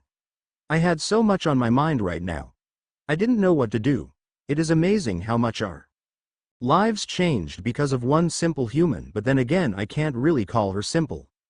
Bella made me feel less like the monster I believed I was. She was brilliant and I hate that I caused the leaving of the family. My phone buzzed and I pulled it out and saw people text. "Not your fault. It was the Pixie and FUCKWARD's fault." I sighed at that. I don't know how it can't be my fault. I almost attacked Bella. I heard my phone buzz. Pixie planned the party. Her and FUCKWARD guilt tripped her, so it's their fault, not yours. I paused at that. Now that backquote makes so much sense. How didn't I fucking think about that? I mean, Bella didn't even get a fucking say in a party she didn't even want. Why did I think this was my fault? I quickly stood up and began to pace around. Now that I think about it, I'm very sure that Alice had stopped me from feeding that day. Wait, was this all fucking planned? For fuck's sake, I can't fucking believe it. Everything makes sense now. Soon enough I heard a crash behind me and I whipped around to see a completely obliterated tree. Actually, there were multiple of them that were destroyed. I guess that I lost some control of my anger then. I slid back down onto the floor as I looked around. Damn, I did some damage and I'm quite satisfied. Haven't gotten out like this in a long while. There is a lot that is coming up and I can't wait to find out all about it because I have a feeling that shit is going to hit the fan no matter what we try and do, but I do know a few things. One of them is that I plan to enjoy the ride that is coming. The second thing is that whatever Peter was talking about, I have a feeling that it involves Bella. I don't know why or how I know that, but I do. Bella is involved one way or another and she's bringing something big along for the ride. Damn, I'm starting to sound like Peter. I looked up and noticed it was getting dark, so I began to head home. I do wonder though. How is Bella doing? Chapter end notes. I honestly don't like this chapter, but it's here. Chapter 13 Chapter notes. See the end of the chapter for notes. Emmett POV. I can't believe everything that has happened within the last 5, almost 6 months. We were forced to leave Bella, who was like my little sister. I missed her so much that it honestly made me want to kill Edward for forcing us to leave. Bella never thought any less of any of us or what we are. It was like she was completely fine with what we were like. She always knew, and I do think she did. I'm going, people don't think I'm observant, but there were certain things about Bella that made me think she knew about more supernatural things than we believed she did. That thought made me question a lot. The first thing being, how would she learn about it or who told her about it? That was what made no sense to me because we were the first supernatural thing Bella met, weren't we? Now, no matter what she knew or not, she was still my little sister and I left her alone, which made me feel so horrible. However, I think something is happening down in Forks because I have recently been feeling a pull and an instinct to go back to Forks. Like there is something waiting there for me. I can't fully explain it, but the best I can do is that whatever it is will complete me. I had just walked back in from a hunt when I had something thrown at me. I quickly caught it and realized it was Jasper's phone, then looked to see Jasper there. I raised my eyebrow. Why would he throw his phone at me? The asshole said nothing and just pointed to his phone, which I looked down at. It then registered that there were text messages on the phone and they were from Peter, Jasper's Venom brother. I actually enjoyed Peter quite a bit and we got along great, which I think is because of how much we like to fuck about and mess with Eddie boy. I read through the messages and was definitely interested. Something good was coming for me, Jasper's and Garrett's, who I'm also really good friends with. Future which will be fun. I looked back up to Jasper and we spoke about it before I headed upstairs to shower, and I could hear Jasper leave the house, so I guessed that he had gone for a run or a hunt. I made it into my bathroom and stepped into my shower to remove the dry blood from me. As the hot water sprayed down on me, my mind filled with thoughts. Something good was coming for me in the future, and there was a part of me that wondered if it had anything to do with the feeling I have been feeling. I truly want to know why I am feeling this, and part of me has wanted to return to Forks, but I knew Alice would see me and then she would tell dear Eddie boy and I would get told off. So yeah, can't do that, which is a fucking piss take. I quickly finished up my shower and headed to my wardrobe, where I chucked on a black hoodie, black sweatpants and a pair of red sneakers. I quickly dried my hair, then chucked a beanie on before leaving my room. As I left my room, I heard the front door open then close. I then picked up on Rose and Regulus scents, so I knew I was in the clear from Alice and Edward. Now I'm not saying that I absolutely am avoiding them. Wait, that's exactly what I am saying. I don't want to deal with them at all right now, so knowing it wasn't them was good, and I headed downstairs to see Rose and Reggie on the sofa. I came and sat down on the armchair beside the sofa as Reggie looked up at us. Hey Em, you alright? I looked over to him and smiled. Yeah Reg, I am. I let out a sigh as I leaned back into the chair and Reg looked at me knowingly. That feeling still there? He asked. I nodded. Yeah, and it's still leading towards Forks. I'm still confused though. It has only recently started, so I have no clue what this is. Reggie nodded at that. I can look through some of my old Hogwarts books, but for now I'm just as clueless as you. I nodded my head. Thank Reg, that would be helpful. Just let me know if you find anything. Reg nodded and leaned back into Rosalie as I got up and headed back into my room to play some video games. In Texas, a 6'3" male with red eyes who was dressed in jeans, a blue flannel, brown cowboy boots and a black Stetson was standing on the porch of a large farmhouse with a large grin on his face. Feeling arms wrap around his waist, he looks down to see a 5'3" woman with a pixie cut and red eyes looking up at him. He smiled and pulled her closer as he looked back out into the forest they were surrounded by. It's all coming together, Char baby. Soon everything will be correct and justice will be served. We just have to wait a little longer. Just a little longer. The small woman, now identified as Char, looks up to him. That's good, Peter. Soon we will have our family back as well as a few new additions, so it is something to look forward to. But for now we have to pack because we have to find Garrett, then head up to see Jasper because it is soon gonna be a showdown. The male now known as Peter smiled. Yes, it will be, darlin'. Yes, it will. In La Push, a group of males and one female gather around a campfire as they feel a large shift in the air and shivers run down their backs. Brushing it off, thinking it was the wind, none of them knew of the shit that was soon about to go down. All because of the way they treated one simple girl.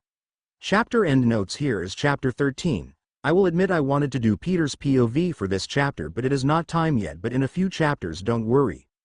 Chapter 14 chapter notes. See the end of the chapter for notes. Harlow POV. It's been about 3 days since I came back to Forks to be with Bella, and a lot has happened. I had dragged Bella and Angela into working out with me, and I will admit even with Bella's clumsiness she did really well. I found out that Bella does better with boxing and weights, while I found out that Angela was better at anything involving agility or flexibility.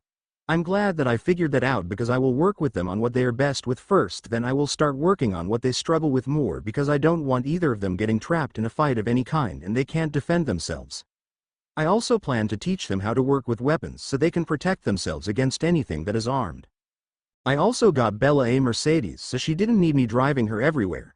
I also picked me and her up a motorcycle as I wanted a new one since I returned Sirius' old one back to him, and I wanted to teach Bella to ride one. I also need to speak with Angela's parents because I would also like her to join us.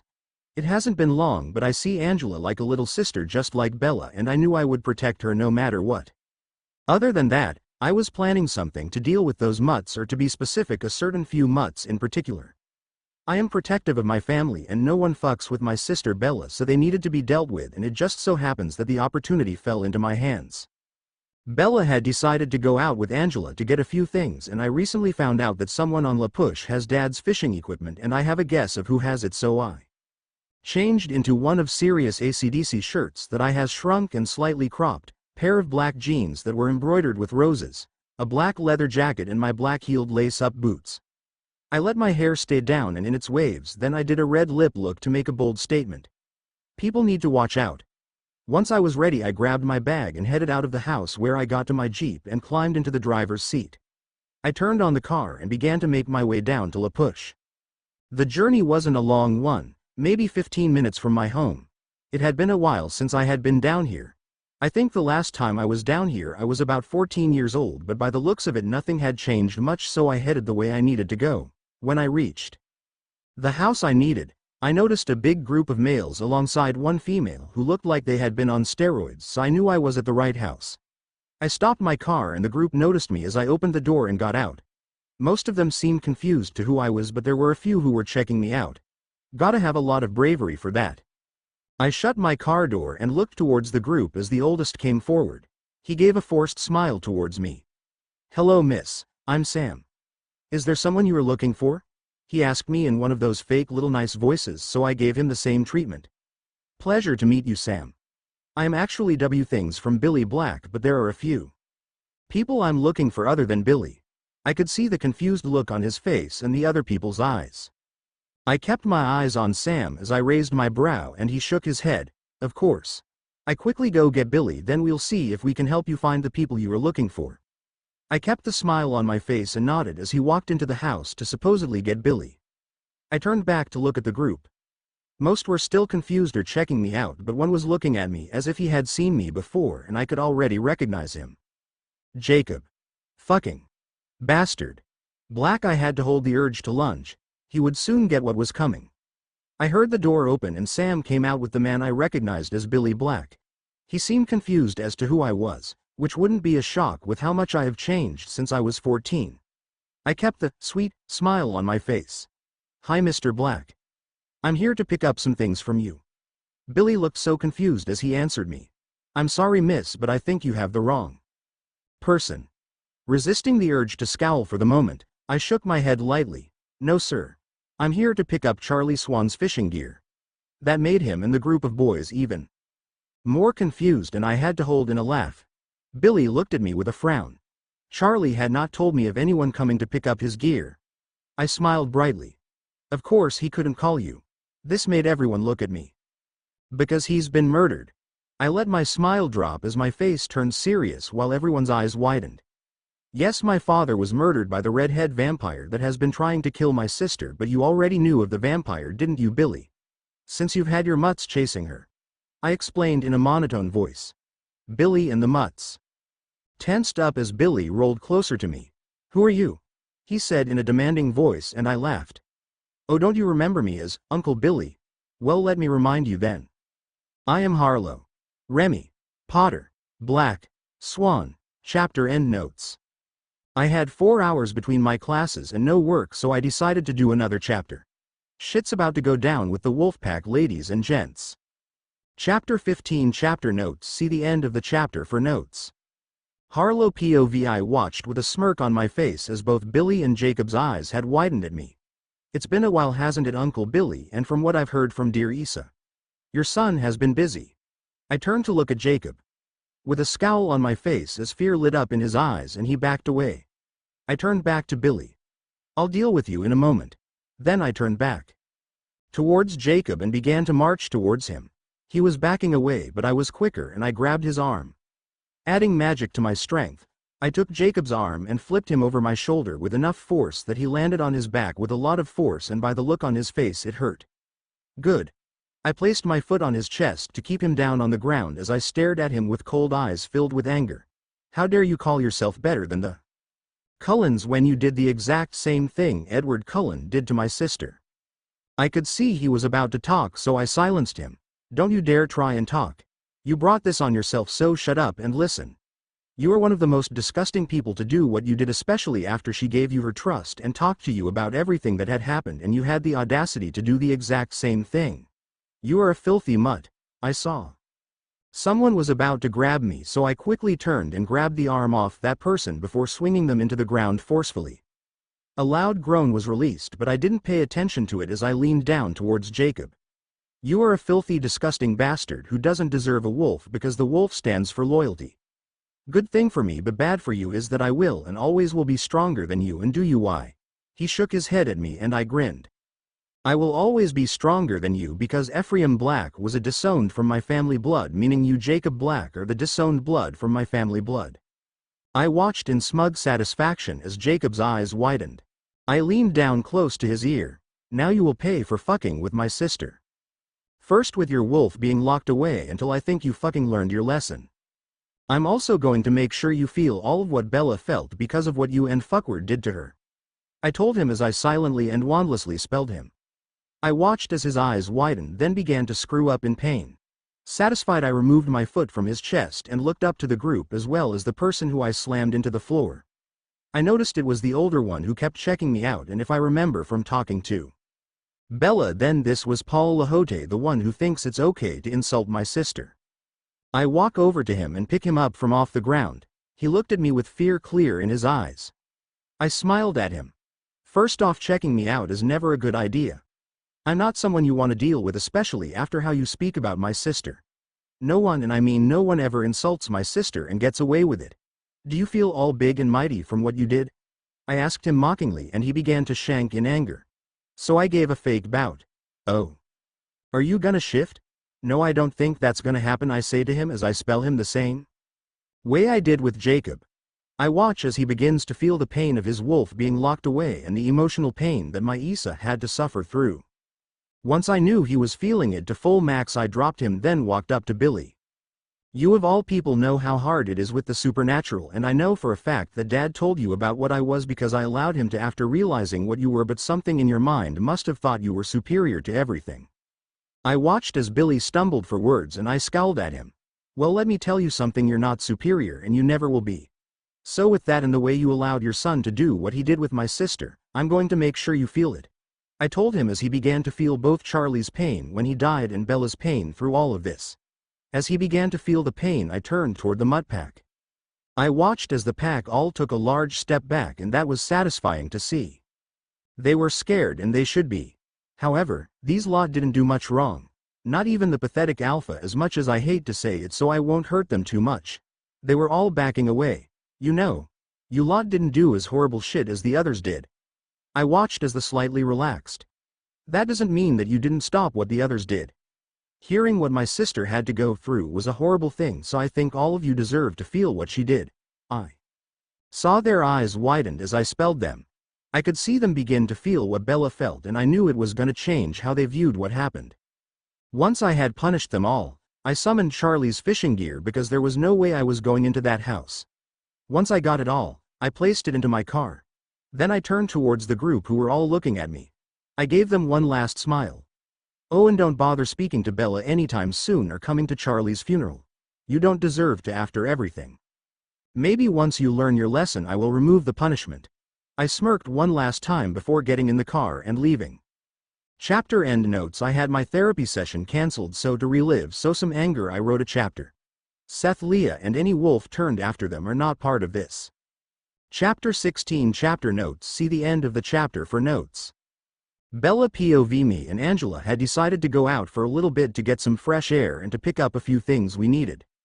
I also felt like Harlo was up to no good, so I wanted to stay far away from that as to not to. Now both me and Angela were out in Port Angeles to pick up some of our favorite snacks. I would get them from our normal shop in Forks, but they don't fucking sell them, hence why we were in Port Angeles.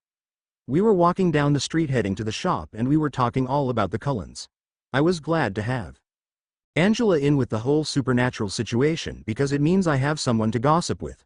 I was then shaken out of my thoughts as I focused on Angela. Wait, so you're telling me that Edward literally controlled what you ate? She asked me in complete shock. I looked at her and nodded my head. Yep, he controlled what I ate, what I wore, who I hung out with. You know, all things like that. I explained to her as she ran a hand down her face. Fucking hell, Bella. I can't believe that you had to put up with all sorts of bullshit from him. Honestly, I played nice while we were in school, but had I known he was such an asshole then I wouldn't have been so kind. I had to admit. It was still strange hearing Angela swear, but it was actually making more sense. It seems as if she has become more comfortable about herself. I shook my head. Enough about the idiot. I want to know all the drama with you and Ben. I remember you mentioning something about you no longer being together. Angela sighed at that. Me and Ben are no longer together because I had begun to feel the pull. I was confused at Angela's words and she could see that.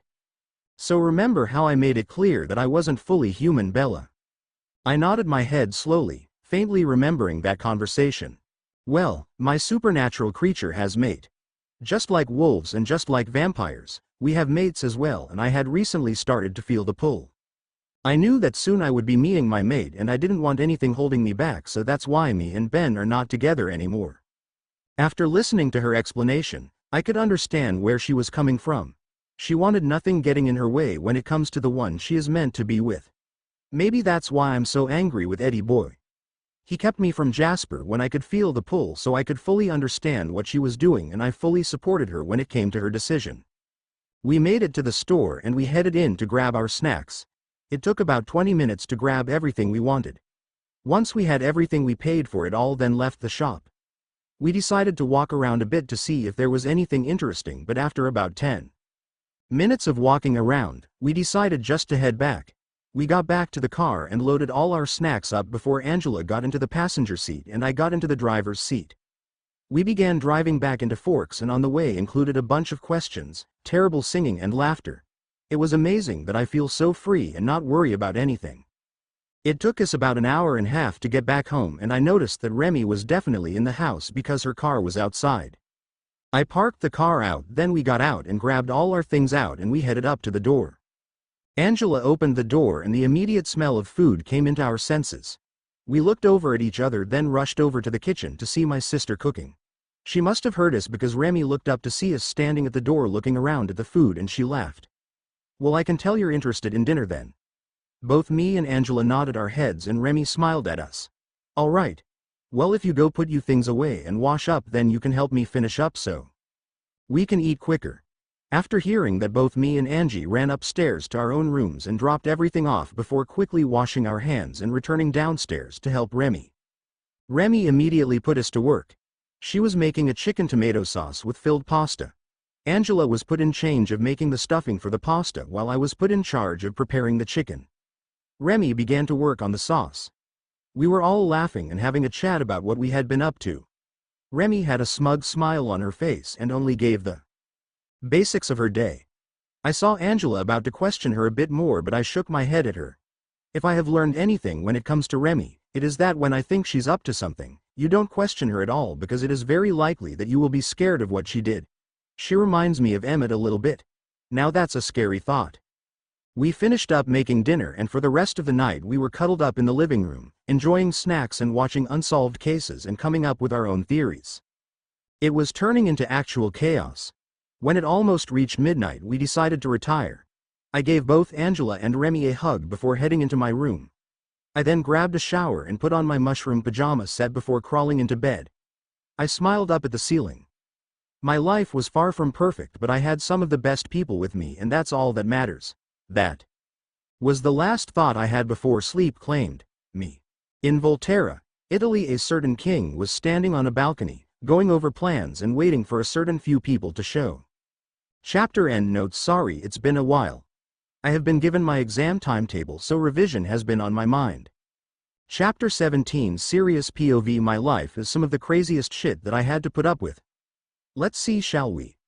I had psycho parents who thought it was okay to abuse their children and try to make us join an even more psycho man. I had a brother who I used to be really close with, then we drifted apart and he went to kill himself only for him to become a vampire and find his mate. I had my best friend who was like my brother and his wife who died only at 21 by said psycho man who my parents tried to make me join. They left their 1-year-old daughter who I couldn't even raise because one of my other best friends was a bloody traitor and got me sent to fucking prison.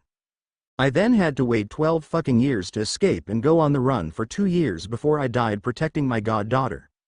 Well, I say died, it was more like being sent back in time and then getting bit by a vampire. On the bright side, I now rule over vampires and I'm still in contact with my pup. She was doing well. She had her own businesses up and running, which was making her a lot of money, and she had reunited with her sister Bella, who was like an honorary goddaughter to me, so that was nice. I was pissed though when I found out what happened to Bella. The Cullen family have broken so many rules, and while I saw Carlyle as a friend because of his compassion and the fact that he had my brother in his coven, I can't forgive him for what has happened, and that's because family is more important to me than anything. Me and Pup had come up with a plan to deal with the situation, but it would take a little bit of time, so for now I was preparing for all I can, which led me to where I was now. I was out on my balcony, looking over my daughter's plan and waiting for a certain few people who I trust with my life. Now that must be shocking. Me, a king who is so paranoid that he gains gifts for his army to protect him, but that's not the full truth. Everyone who is a part of the Volturi was either in danger in their human life or was looking for a family. I trust them and they trust me. I was soon shaken out of my thoughts when I noticed from my balcony, the person I was waiting for walked up to the castles. I quickly spelled my scent away and began to head down so I could meet with the person. Once I made it down to the throne room, the person was standing there with a cloak over their head and no scent at all. I unclasped my Volturi crest and allowed my glamour to fall away. The person turned to look at me and I smiled. "Nice to see you again, Mooney." The person removed the hood of the cloak to reveal a man who had large scars running across his face and big amber eyes. The man now known as Mooney smiled at me. "Nice to see you too, Padfoot. How have you been, and more you call me here?" I smiled. "Come with me up to my office so we can talk, because there are silencing charms up there." Mooney nodded his head, so we headed up to my office. I trusted Mooney, Remus, for a very long time. Even after he thought I was the traitor, I still trusted him because I knew that he could come to his senses once he had all the information he needed. We made it up to the office and I allowed Remus to sit down as I shut the door and made sure the charms were up. Once I was sure they were up, I sat down beside Remus and looked to him. "I'm not gonna lie to you, Remus, while I'm doing all right. However, it seems as if the pup is dealing with some drama." Hearing the nickname for Harlow, Remus turned serious. "What's going on, Padfoot?" he questioned, and I sighed. "I was on a call with Harlow a little while ago and I found out that dear little Bella, who is Harlow's sister, was dealing with the heartbreak from one of my friend's sons. Do you remember how I told you about Reggie being with a man named Carlyle Cullen the last time we met?" When I saw Mooney nod, I carried on. "Well, his son Edward decided to reveal vampires to her, then put her in a lot of trouble and then leave her. Now I knew the pup planned to tell her because she had signed the magic contract to know about the supernatural, but Edward did not know that and decided to tell her, which is against the rules. So Harlow joined her down in Forks and found out that a crazy vampire was hunting Bella and had actually killed Harlow's adopted father Charlie, as well as Renee, who was Charlie's ex-wife, and her new husband Phil." I watched as Remus grimaced at that and I nodded sadly. "Yep, that happened. Now if you know her cub, she took that as a challenge because someone had now threatened her family. That's when she called me in and we came up with a plan to deal with this. Now this plan is going to take a bit and I am doing everything I can to prepare for it, but I'm going to need your help. Do you think you can help me, Mooney? For Jamie's sake, for the Marauders' sake." I watched as Mooney hesitated before a determined look on his face came over and he nodded his head and a breath of relief left me. "Thank you, Mooney. It was all going to work out. Slowly, but it will happen. We just have to wait, which is going to be interesting." In New Orleans, a 6'2" male with long brown hair, a beard and red eyes stood in an alleyway as he watched the last of his meal burn. He was about to leave when people jumped from the roof and landed behind him. He quickly spun around and looked at them for a second before grinning. The two people grinned back at him before the small one spoke. "Nice to see you again, Garrett."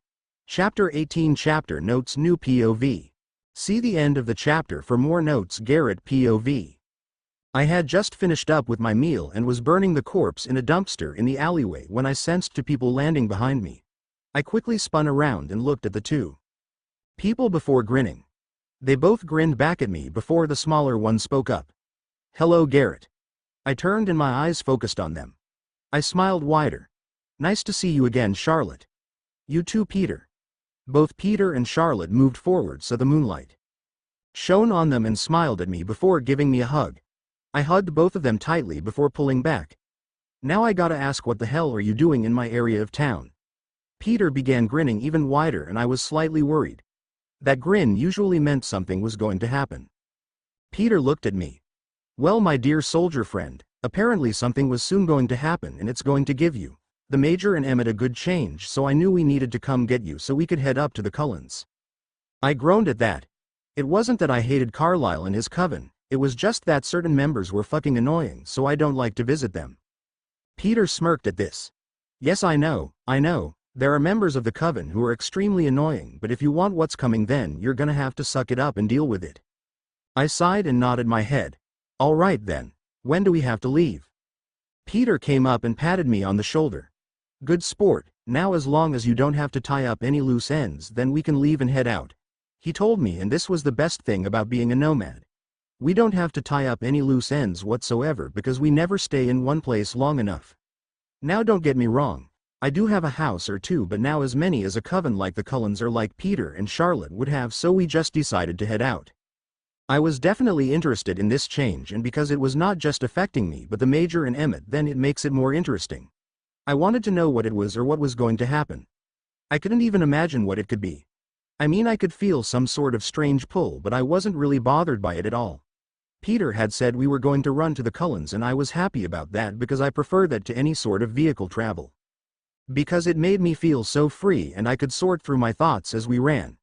It also meant I could catch up with Peter and Charlotte because it had been a good couple of years since I saw them, and I actually missed them. I had also missed certain Cullen members, and I had heard there was a new member. From what I know, this new member was Rosalie's mate, as she had found him when he was almost dead from drowning. I was excited to meet him because there was supposedly something special to him which really intrigued me.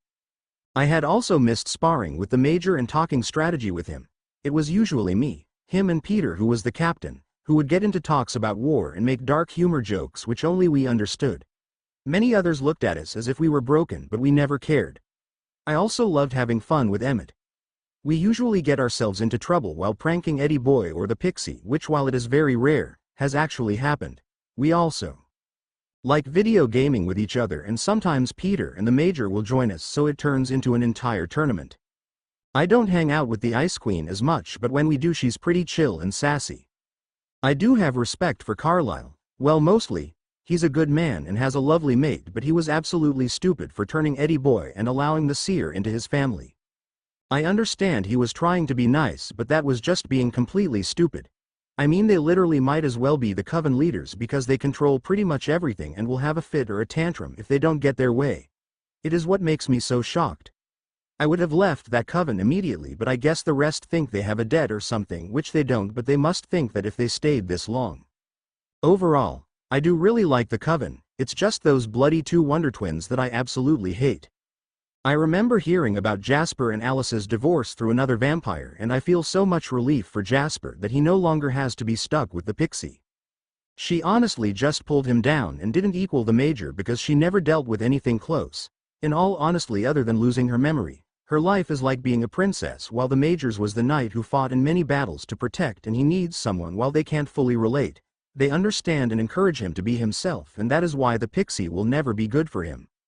I shook myself out of my thoughts and began to chat with Peter about a few things as we passed through Mississippi and into Atlanta, Georgia. Turns out they have settled back into the ranch down into Texas, which was nice. It was one of their best places to live because of how isolated it was and because of how much space they have up there. I loved visiting and might have to once we finish with the Cullens. Maybe we could drag the Major here as well. It would do me from that crazy family. I smiled to myself as we kept on running. I couldn't wait to find out what this big change was. It was going to be interesting. Chapter End Notes. Merry Christmas. My gift to you is 2 new chapters, so I hope you enjoy it, and now I have a question for you. I am thinking of doing a slight jump to get this moving along a little and so people can meet soon, but I want to know if that's something you would enjoy. If so, please comment on it. I also will be having exams coming up soon, so plan is to get a few more chapters either planned and ready to get out, or actually have them out this 2 weeks off so you can enjoy something while I'm in exams. Well, hope you enjoy and have a Merry Christmas, and if I don't post before, have a Happy New Year. Chapter 19. Chapter Summary. Something to note is that in this chapter I mostly used Bella instead of Issa, but it is because of this being a summary. Next time it will all be Issa when Harlow's page OV. Chapter Notes. See the end of the chapter for notes. Harlow POVI have been back in Forks for a good couple of weeks now, and a lot has gone down since I returned. I had gotten Bella back on her feet with the help of Angela, and they had now returned back to school with very little issues. The only big problem was two girls who thought it was okay to gossip about Bella. Let's just say that they were quickly put back into their place. I had also started working out and training with Bella and Angela so that they were prepared just in case someone thought it was okay to try and attack them. I had also gotten permission from Angela's parents to buy and teach her how to ride a motorcycle as a way to thank her for being with Bella for the week as I sorted out certain things.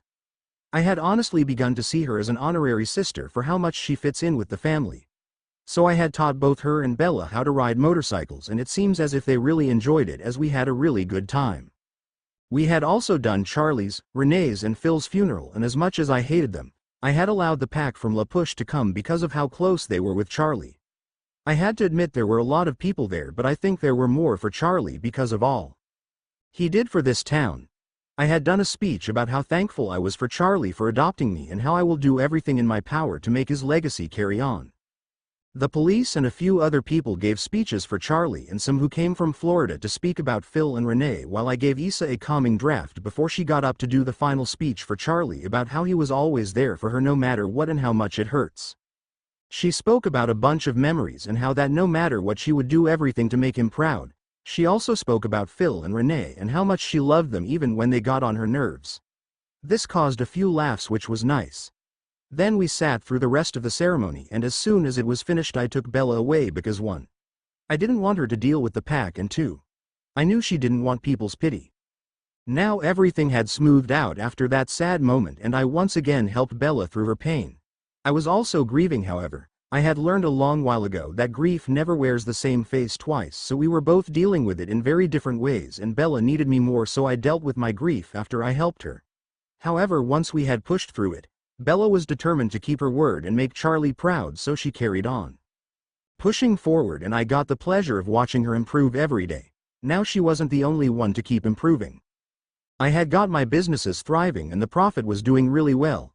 I had also been in touch with Uncle Sirius as we built up our plan to deal with the Cullens, and as much as I hated keeping it from Bella, I needed to make sure that Edward Cullen would regret what he had lost when he hurt my sister. Something else I had done was I added a 5th bedroom. I had no clue why, but my gut told me I needed to add one, so I did. I had decided to go for a more neutral but rustic type. The walls were a cream color which went with the wooden flooring. There were 2 shelves on the back wall, and I added a few objects to them to make it look nice. In the middle of the room was the large bed that was a wooden frame, and the covers were white and brown. At the end of the bed there was a bench that was wooden and had a pillow to add more comfort. Beside the bed was a side table that I had put a lamp and fake plants on it. There was a large window on the side wall, and I added floor-length curtains to them. Other things in the room were a picture on the wall and some rugs that were on the walls. I added a wardrobe which matched all the others in the house, so it was completely gray themed with a light gray carpet and gray shelving all across the walls with an island in the middle. I also added a bathroom which was also very neutral. There was a large shower that had glass covers. There were shelves and small plants in the shower for more aesthetic. There was a large counter with 2 sinks and cupboards underneath them, and above them would be a large mirror. There was also a lot of light which I really liked. So that was the 5th bedroom. Overall though, we had some fun. After I had finished my big project, which with magic only took a week and a half, I had taken both Bella and Angela out for a while. Since both of them had known about magic, I had used a portkey to take them up to a day trip in Hawaii where we had chilled on the beach and had also done some cliff diving. Had I known this would cause as much commotion as it did then, would I have still done it? Yes, I would have, and I wouldn't give any fucks. Now you're probably wondering what the hell I'm on about. Well, it was the beginning of April and me and Bella were sitting on the sofa, eating breakfast, when Bella's new phone that I got her was ringing. Bella had just finished up eating when she grabbed her phone and smiled. She turned the screen to me and I saw it was Angela calling, so I smiled and shooed her off to take the call. I finished up eating and began to clean up when Bella had come in with a scowl on her face. Then she looked at me and spoke up the words that made my face go blank. Angela has warned me that the Cullens are back. Chapter endnotes. Happy New Year's Eve. I hope you enjoy the little time skip that I made so I could get the story moving. If you would like to know, we are around the time when Jacob would confront Bella and Edward in April, but I'm not following the timeline, so this is when the Cullens are coming back. I hope you enjoy this chapter and the next chapter. will be Cullen's side of the time skip. So can't wait for this. I'm also sorry for any other mistakes. Chapter 20 Chapter Notes Cullen's side of the time skip. See the end of the chapter for more notes. Jasper POV. It's been a couple weeks since I figured out some of the stupid shit my ex-wife and dear old Eddie boy had done, and a lot has happened since. Peter, Charlotte and Garrett had come to stay for a little bit, which has been the best thing ever. Peter and Garrett have been having fun with Emmett while also fucking with dear Eddie boy. I may have contributed to a few of things as well because that fucker deserved it. We also had done quite a lot of gaming and just having a laugh. Charlotte had taken up with Rose and had been talking a lot about cars and certain fashion pieces. Alice had tried to shove herself into the conversations sometimes, but Char would just growl at her and that would scare Alice away. We all had a laugh when that happened. About a week after those three had shown up, me, Emmett, Rose, Regulus and those three had gathered into my study, and we kind of gave them a whole proper rundown of the Bella situation. To say they were pissed at dear Eddie boy was an understatement. They looked like they were going to rip him apart so that the pieces would be too small to put him back together. We had also spoken. Emmett had felt a pull, which then caused Garrett to confess to also feeling a pull. Rose, Regulus had a knowing look while Peter and Charlotte were grinning ear to ear. We tried to get answers out of them, but they wouldn't tell us anything. We decided to drop it for the moment as we just wanted to spend time with them, and for a little bit it was all normal. Then chaos happened. It had been like 2 maybe 3 weeks since Char, Peter and Garrett came to stay when we were chilling, playing video games, when we heard Alice screamed. We then saw Eddie boy's eyes widened and we knew something was happening. Alice came running down, and before we could say anything she spoke up. I don't know what's happening, but Bella's future is completely blurry. She's still alive, but I can't see anything properly anymore. This caused Edward, Alice and Esme to panic and worry over the humans. That, may I remind you, we were forced to leave. So while those lot were panicking, me, Emmett, Rose, Regulus, Peter, Charlotte and Garrett were all wondering what had caused this, so we all began speaking. It honestly took Carlisle about 30 minutes to calm everyone down, and after a lot of arguing and trying to come up with a solution that we all knew was going to come in the end, we were returning to Forks, so we could be with Bella again. Carlisle gave Garrett, Peter and Charlotte permission to join us, which they agreed to, and this pissed off both Edward and Alice, which made it much more enjoyable to me. So after that we all began to pack up our belongings and got them shipped over to the house in Forks, which Esme had gone ahead to prepare for us. I was definitely interested in what had caused Bella's future to go blurry. Emmett had all mentioned to us how he thought Bella had already known about the supernatural, but he had no clue how that could be possible, and I had to agree. I did notice some things off about Bella, but I didn't think it was anything important. Now that I look back at it, it seems as if I was wrong about that. I had also thought that we were the first type of supernatural that Bella had met, but if that was not the case, then it may explain why Alice may not see Bella anymore. I mean, she can't see anything that is not a human or vampire, so it would make sense that if Bella had met another supernatural being, then my dear ex-wife would not be able to see it. I do wonder who Bella would know though. I shook myself out of my thoughts as we all boarded the private plane that Carlisle rented for us. I sat beside Emmett and Garrett and we got to talking. Well, it was more like explaining how Bella is to Garrett. We explained how she was shy but confident and was willing to sacrifice herself to protect anyone she cared about. Over the next couple hours we spoke about Bella, with Rose and Reggie joining in every once in a while. We soon landed in Seattle and we grabbed all of our bags and headed towards the exit where Esme said she was waiting with 3 cars. When we made it outside we saw Esme with Emmett's Jeep, Carlisle's Mercedes and Rose's BMW. The plan was that me, Emmett, Peter, Charlotte and Garrett would be in Emmett's Jeep while Esme, Carlisle, Alice and Eddie boy would be in Carlisle's Mercedes, and finally Rose and Regulus would be in Rose's BMW. We got all our bags packed up into the cars and then we loaded up all into the respected cars and began the 3.5-hour drive. I'll admit, we did speed, so we got there a lot quicker than what it should have been. So in about 2 hours we had made it back to the house in the forest and we had begun to unpack everything. Luckily for me, Emmett, Rose and Regulus, we had already graduated just before we left Bella, so it was only Edward and Alice that had to carry on. However, that also meant that they had access to Bella, which I didn't really feel comfortable with. After a few more hours we were all unpacked and had gone to do our own thing, which involved me chilling out Emmett, Peter, Charlotte, Garrett, Rose and Regulus in my study, talking about everything. I honestly couldn't wait to surprise Bella with our arrival while also explaining to her all that I learned so she didn't make stupid mistakes. If only I knew a certain friend of Bella had seen us. Chapter end notes. My exams start tomorrow, which is crazy. Tomorrow's exam is 3.5 hours, and that's only the first part of the exam, as the total exam is 8 hours. Luckily I have a few days off between them, so I hope to get at least one more chapter in this week. Chapter 21. Chapter notes. I decided to give 2 chapters as a treat. Bella POV. The Cullens are back. The Cullens are back. The Cullens are back. I was pissed at this situation. I mean, fuckward promised me I would never see him again, and as much as I knew that what he said was a lie, I hoped I would have a little more time before I would have to see him, but it seems as if I was wrong. I had woken up this morning feeling good and with the plan of chilling with Remi and just relaxing, but when Angela called me this morning, telling me that she had seen the Cullen family cars late yesterday while she was out on a store run for a few things, I knew that everything was about to hit the fan. I also realized that because the Cullens are back now, it is likely that they will be back enrolling into school. Luckily it was the weekend, so I shouldn't have to see them until Monday, which I am glad for. I was shaken out of my thoughts by a slight tap to the shoulder. I looked to see Harlo with a slight smile on her face. I took a deep breath before cuddling up to her in need of comfort. Remi wrapped her arms around me and stroked my hair while humming to calm me down, which worked because soon I was calm and unwrapped myself from Remi's arms. I laid back against the couch as Remi began to speak. Issa, I know this isn't the most enjoyable situation, but right now it is in your hands. Since they don't know you live with me, then it is likely that they would have checked the old house, so right now we have a few choices. The first thing is that we can wait until the Monday where you'll see them, but it will be in a public place, so there is less likely to corner you. However, you won't have me there because I am not a part of the school.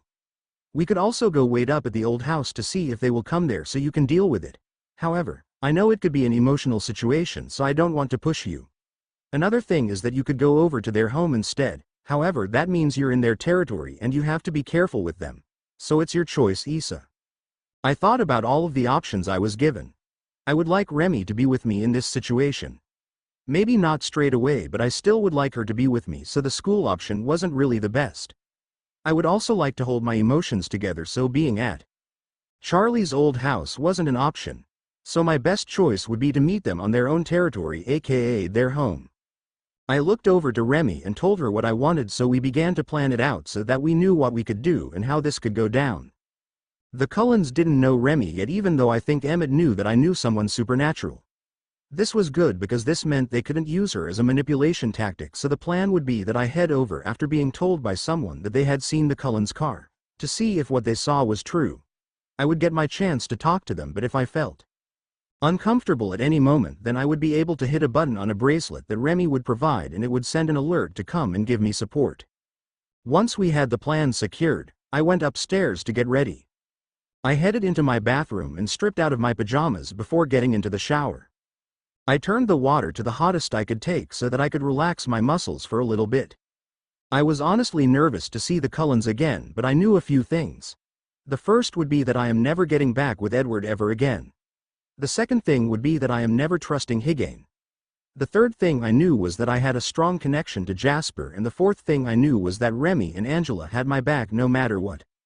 I also have a strong suspicion that Remi will have a connection or something to Emmett, but I'm not sure. I was quickly shaken out of my thoughts and I finished up my shower by scrubbing my skin down and washing my hair. Then I wrapped myself in my big fluffy towel and put on my sliders, then headed into my wardrobe. I wanted to wear something that told the Cullens that I had changed and not to expect me to go back to the old Bella. So I went through my wardrobe and decided to wear a tan-ish turtleneck dress, a black leather jacket and some white lace-up boots. I also added a black purse to it so that I could carry some of my needed things there. I decided just to let my short blonde hair keep its laid look, as I really liked the look of it with the dress. Then I met up with Remi, who was wearing a white sweater, denim jeans, a tan jacket and her black pair of heeled boots. Her hair was curled and she had a neutral makeup look that brought out her eyes. Once both of us were ready, I gave Remi a hug before grabbing the keys to my car and head out to the Cullens while Remi stayed behind for my possible signal. It has been over 6 months since I last saw the Cullens and now they're back for some reason. Oh boy, This was definitely going to get interesting, and I am not sure if I should be nervous, but I do know that I'm ready to deal with some stupid people. Chapter 22 Chapter Notes. See the end of the chapter for notes. Jasper POV. After a couple of hours we had gotten everything unpacked and into its rightful place, but it had been night time, so we wouldn't be able to see Bella until the morning. Eddie Boy had tried to sneak off to watch Bella from her window, but Carlisle had convinced him not to, which caused him to sulk and argue, but he did agree. We had all decided to hunt through the night so that we all wouldn't have problems when we met with Bella. This meant that we had to split from Garrett, Peter and Charlotte, who headed over to Seattle to find some criminals to eat while we went to hunt up some animals. Rose and Regulus wanted to go off alone, so I joined up with Emmett and we hunted some bears. Me and Emmett were in a large challenge of who could wind up the bear more, which did result in our clothes slightly destroyed, and I will fully admit we were out there longer than we should have been, so when we got home it was late in the morning. Peter, Charlotte and Garrett were all waiting in the main room. I gave a hello, then went upstairs and cleaned myself up. Once I was cleaned up, I met up with the rest in the main room. We were all chilling in the main room where I was talking with Peter when we heard the thrum of a car driving up the road. We all looked at each other, slightly confused, as we haven't let anyone know we're back in town yet. That was what today was supposed to be about, but it seems there is a change of plans. We listened to the engine of the car as it came up the road and to a stop right outside. Rose whistled at the smoothness of the engine, which told us that the car was definitely new, because a lot of older cars didn't give off that nice of a purr. Esme stood up so that she could head to the door once it knocked. We heard the person get out of the car and begin to walk up the path. The footsteps and heartbeat told me that they were hesitant but determined, and that was when it clicked for me. I couldn't actually feel this person's emotions. I sat up straighter as I also realized that Alice hadn't warned us of this at all. The person's feet got closer and closer, then stopped just as they reached the front door. It took a minute or so before they knocked and Esme walked over to open the door. We were all still looking at each other as we heard the door open, but then our heads snapped towards the door when we heard Esme gasp. Carlisle was about to get up and join her when we heard a voice. "So it's true then, you lot are back in town. Nice to see you again, Esme. May I come in?" That voice. That sweet voice that now has a sultry tone to it, I could recognize it anywhere, and we heard Esme whisper it out. "Bella." That immediately shook Esme out of it as we heard her move and usher Bella inside the house. Everyone, including Peter, Charlotte and Garrett, was now standing up as we watched Esme walk inside with Bella behind her, and fuck me, this girl had changed and she looked fucking sexy. Her brown long hair had been cut down to be shorter and it was now blonde with dark brown roots. She seemed to have gained some muscle which brought out her curves. She was wearing a tight tan dress which fit her so well. All in all, she looked so fucking hot and sexy. My eyes wandered her figure as she stood in the middle of the room, glancing at all of us. She then looked over at Edward for slightly longer with a look in her eye that showed she was pissed at him. She then looked over at Alice and looked like she would love to rip her head off, which I noticed and was thoroughly pleased with, while those two didn't even know. I was interested in how she was able to block my gift, because this wasn't something she was able to do before. She has changed, and not just in looks. It seems as if Miss Bella Swan has not only gained more confidence but also gotten annoyed with Eddie Boy, which makes me all the more happy at this. It is honestly the best thing. I kept checking her out and it was as if something was drawing me to her. Like this magnetic pull. That's when it clicked. The pull that I was feeling in my chest was drawing me right to the woman standing in front of us. Then the most shocking thing happened. The Major was rattling in his cage, trying to be released to claim the sexy woman in front of us. I had to rein him in as I watched Bella look around. Her eyes stopped on me as she looked me up and down. I could see her eyes darken, so she obviously appreciated what she saw. I do find it funny. We barely looked at each other when we were with someone, but now that we're both single, we noticed each other in a much more lustful manner, which I was definitely not complaining about, and by the looks of it she wouldn't complain about it either. Bella's eyes then left mine and she turned to look back towards the family within. A motionless look over her face, to the point that even I couldn't get a read on her. She stepped back slightly and crossed her arms over her chest that had perfect-sized breasts. She gave a small smirk, then spoke up. "I think it's time for a talk, don't you?" She spoke up, breaking the deafening silence. Well, this was going to be interesting.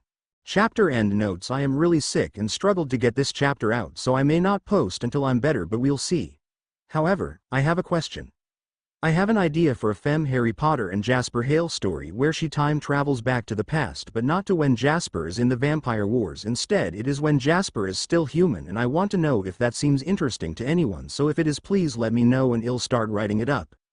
Chapter 23 Chapter Notes. See the end of the chapter for notes. Bella POVI had so many emotions going through me as I stood in front of the family I saw as my own. I wanted to scream at them and make them understand how much they hurt me, but I knew that I couldn't because it would show them that I was affected by what they had done to me.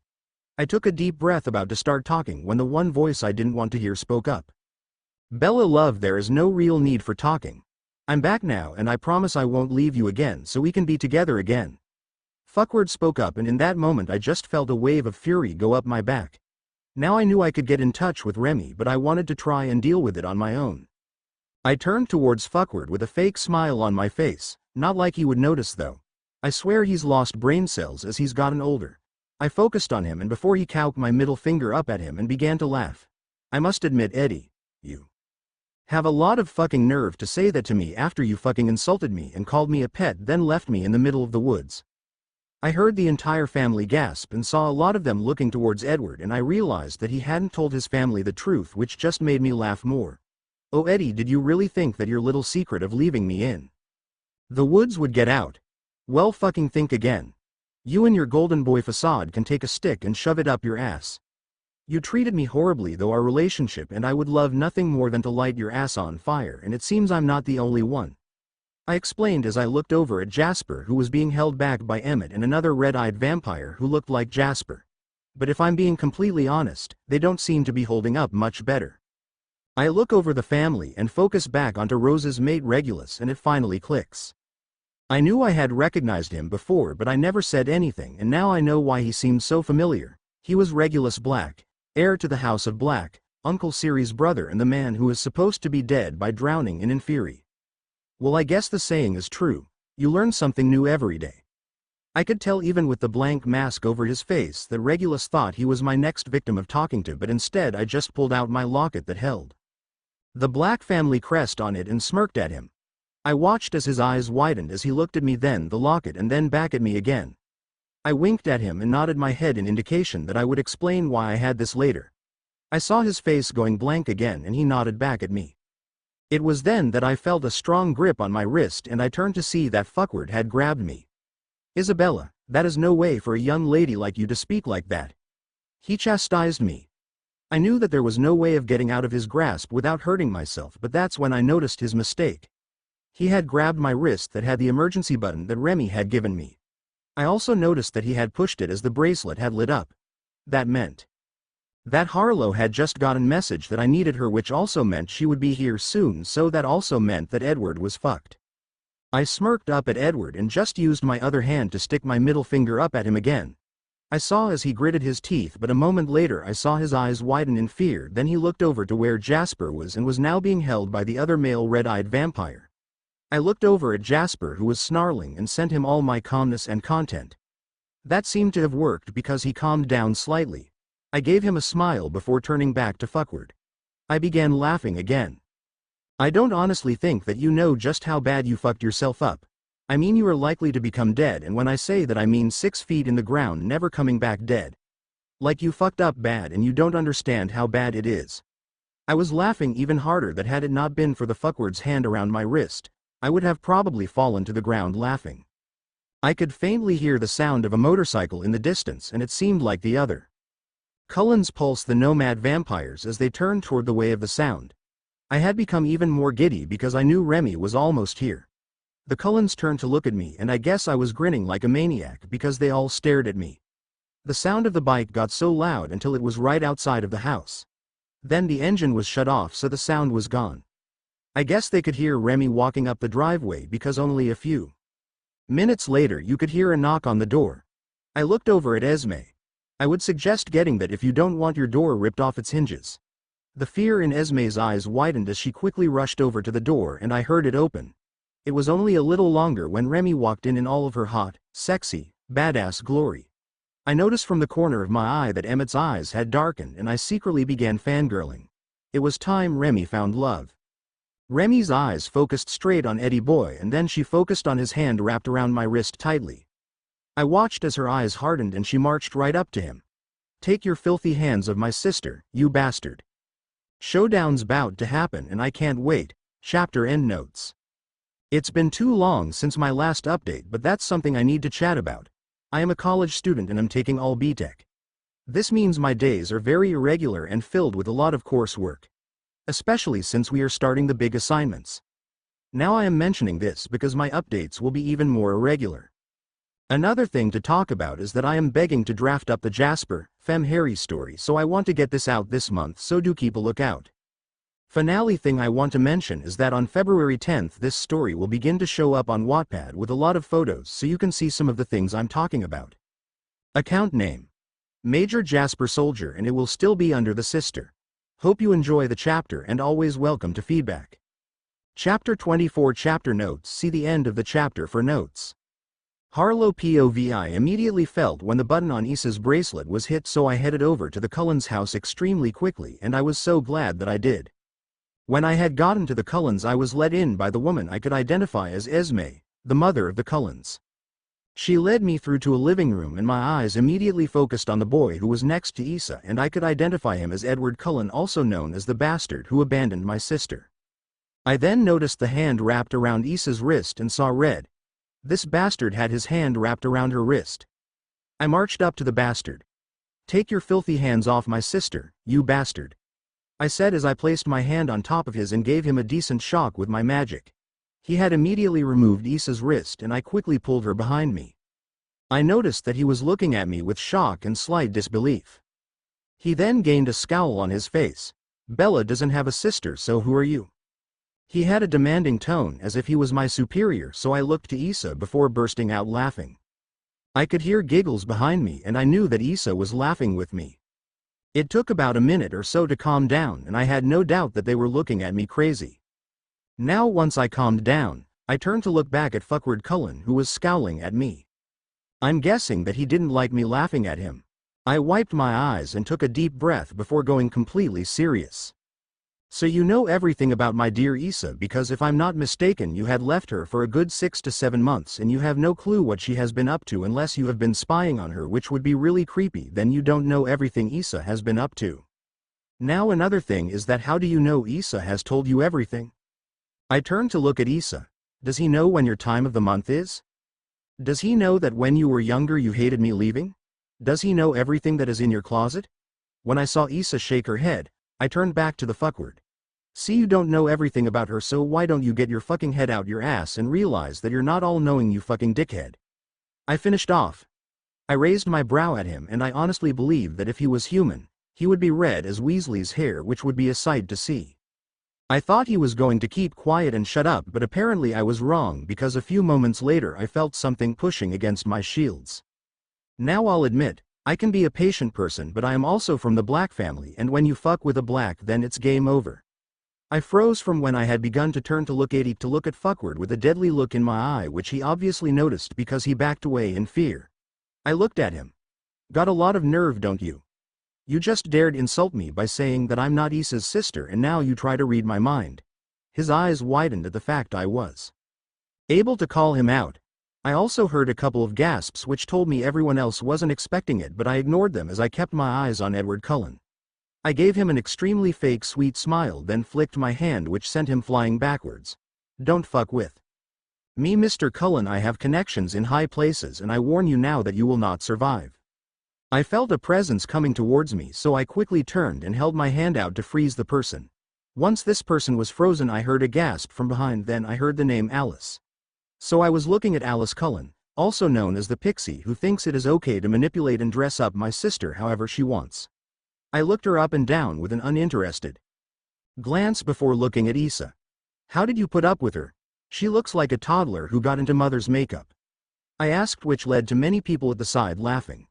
One laughter caught my attention as it was the deepest one, but I was focused on this, so I didn't look up. Bella just shrugged and I sighed. "Issa darling, remind me to teach you how to pick non-toxic friends, because this isn't healthy." Issa chuckled and nodded. Then I turned to look at the pixie. You know, I could speak to you and talk to you about how you fucked up and how you shouldn't fuck with Bella, but it just seems like it would go through one ear and out through another. Also, you're like a waste of time, so I don't even want to bother. I flicked my hand and she went flying backwards with a scream.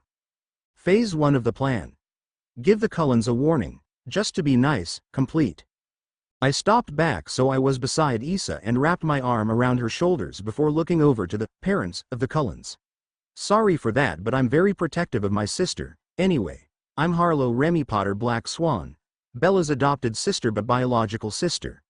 It's a pleasure to meet you, I said, smiling before turning to look at the rest of the family. My eyes paused on the figure who was against the wall and recognized him as Regulus Black. I gave him a smirk and he nodded towards him. Then I carried on looking over the rest of the family when my eyes locked with the largest member of the family, and it felt like my world connected to this man and this man only. Oh fuck, this was gonna change some things. Chapter end notes. This was meant to be posted yesterday, but I was extremely ill with a headache, so there was no way I was going to be able to update. The story is now posted on Wattpad with the same name and username.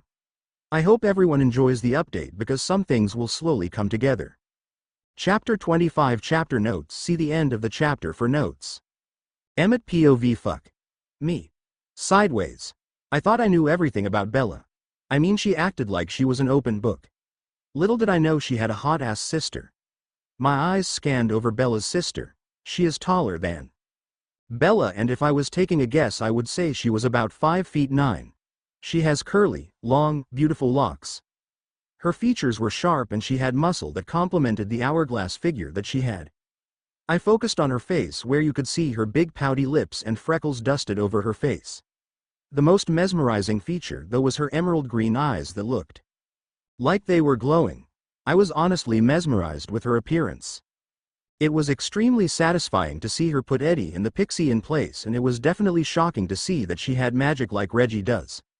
I would if they knew each other from the look she gave him. It was as if she knew him, but considering Bella took a full fucking 180, then it should shock me if Reggie knew something.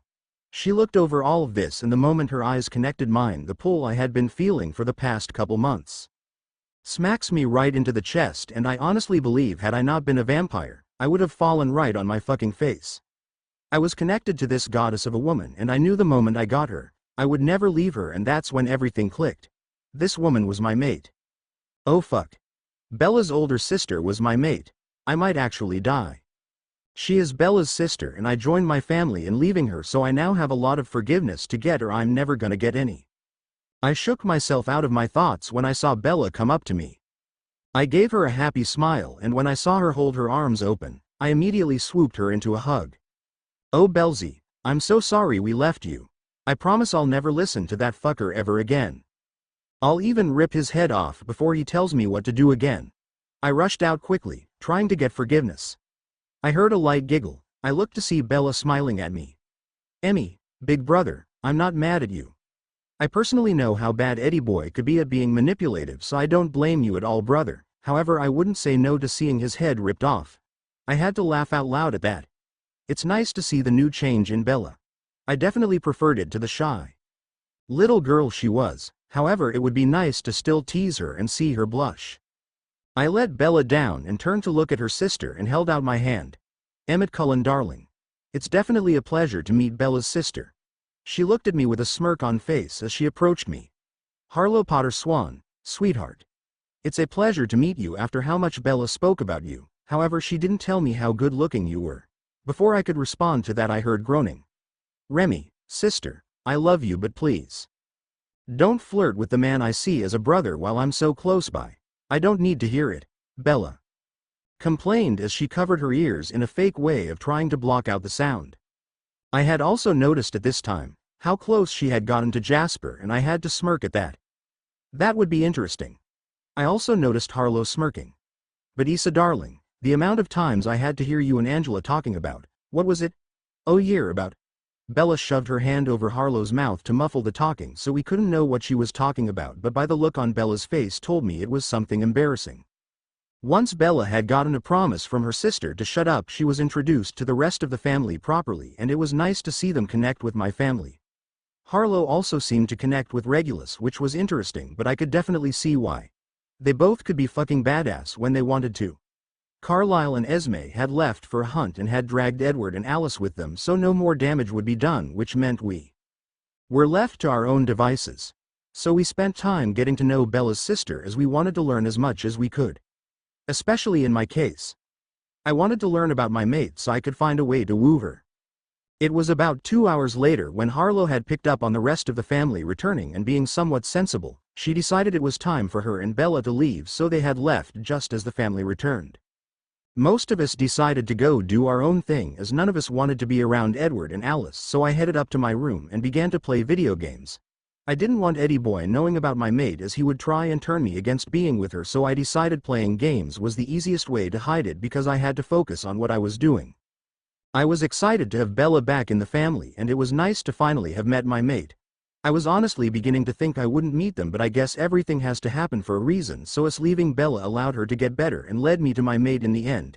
It was going to be a wild ride to deal with all of this because I care that Eddie Boy and Pixie will not give up at all, but I know we will be able to deal with it. You know why? Because they're fucking badass and I was excited to see everything happen. Chapter end notes. I'll admit, this isn't my fav chapter and it was a pain my ass, but I still am posting it because it is a bit more of a filler chapter, so do enjoy, and I am working on a few more stories, so keep an eye out. Enjoy chapter 26. Chapter notes. See the end of the chapter for notes. Harlow POVI was so fucking glad that we were out of that house. I will admit that while it was nice to meet some of the vampies, especially Emmett, but those fucking Wonder siblings had pissed me off and I was close to what I like to call the Evans temper. When me and Bella had returned home, I headed straight to the gym area to blow off the extra steam I had from dealing with the Wonder twins. I focused more on boxing than weapons because I knew of the possibility of me hurting myself while I was angry and I didn't want that to happen, so yeah, I stayed away from the weapons. After about an hour of training, I took a quick shower before heading to the kitchen to start making up a meal for me and Issa, as I knew she hadn't eaten yet and it's my job as a big sister to make sure she eats, especially when it comes to Issa, because I don't want her becoming like what she was when I first made it here. Once I made it to the kitchen, I pulled out the ingredients to make ham and cheese croissants. It was a simple enough meal, and with all the emotions running high, I didn't want to make either of us sick. Once those were made up, I grabbed the plates and headed upstairs where Bella was. It was honestly really easy to sense her also because I know she has a love for books. It wasn't too hard to know she was in the mini library. I lightly knocked on the door before entering so I didn't scare her. Issa was curled in one of the leather seats with a blanket covering her lower half. I also noticed she was reading Wuthering Heights, which was nice because she hadn't read it in a while, even when I knew it was her favorite book. Issa looked up as I walked into the room with the 2 plates. She put the book down and I handed her one of the plates before sitting in the leather chair next to her. I could tell Issa was hungry because she tucked into the croissant straight away. Once we had finished the food, Issa looked over to me. Remi, why does it hurt so much? I mean, I don't care about them anymore, but it still feels painful. Is that normal? I sighed as I leaned back into the chair. They were the first people to ever show you love in a romantic way and in a family-like way other than us, Issa, so even when they do the worst thing possible and you no longer care about them, it still hurts. Sadly, I have experience with that. Issa looked at me curiously. Really? Would you mind telling me, Remi? I sighed. I don't like talking about it, but I would never deny Issa's request because she deserved to know. Okay, it went like this. Flashback 4th year. It was late at night and I was sneaking my way to the room of requirements, which I had found a little earlier in the year. I had been forced into this fucking tournament and everyone had turned against me. Well, almost everyone. Cedric Diggory, who I had begun dating last year after the Quidditch incident, still believed me. As I was rounding the corner next to the room of requirements, I heard stupid laughter. I knew I should have left it alone, but being a marauder's daughter, I got curious and began to listen in to the conversation. I could tell it was a male and a female. Honestly, Cedric, when do you plan to get rid of the Potter girl? You were only doing it for a bet that you now have won, so why are you carrying on? The female voice spoke up. I promise that soon, I will end it with her show, but I feel slight pity for her. I mean, she is a little girl going into a tournament against 3 experienced wizards. It's not likely she'll survive. They both began laughing and I could feel the tears running down my eyes. I didn't want what had been said to be true, but in the end I knew it was and there was nothing I could do about it. End of flashback. It took me about a week of going through all different types of emotions for me to get over it, and just after that I broke up with him, but still even seeing his face had hurt me. I lost all care about him, but it still hurt me, and it was because he was the first man to ever show romantic interest in me, darling. I explained as I finished my story. Issa looked over at me in sympathy and I just smiled at her. Don't worry about me, Issa. As much as I hated and still believe it was my fault, Cedric Diggory is now dead and he can't ever hurt me again, but it was after that day that I learned to protect my heart, and since that day, I haven't fallen in love with another, I explained. Until now. I whacked a giggling Issa just after she said that. Oh, hush you. I don't even know if it's going to go anywhere, and it's not like you can talk with the way you were staring at Jasper. Issa's face turned bright red as I gained a smug look over my face.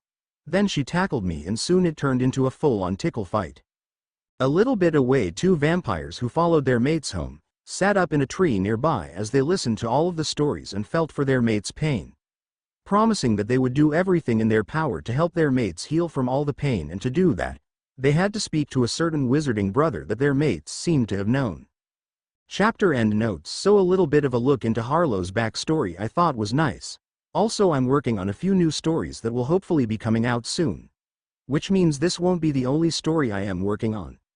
Updates may be even further out right now because I have more exams coming up. Hope you enjoy the chapter.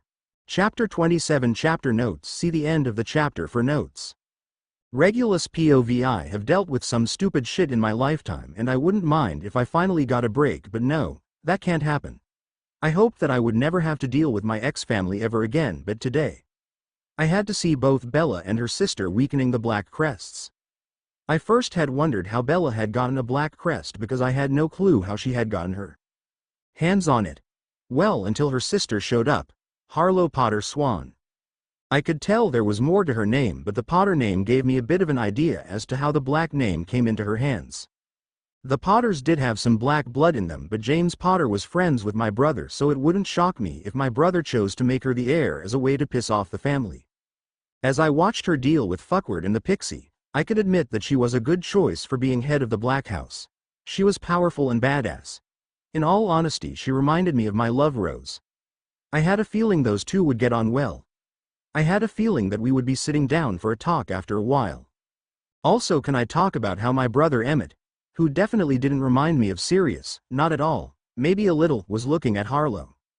What was it with my sibling having a fascination with the Potter family? I will never understand.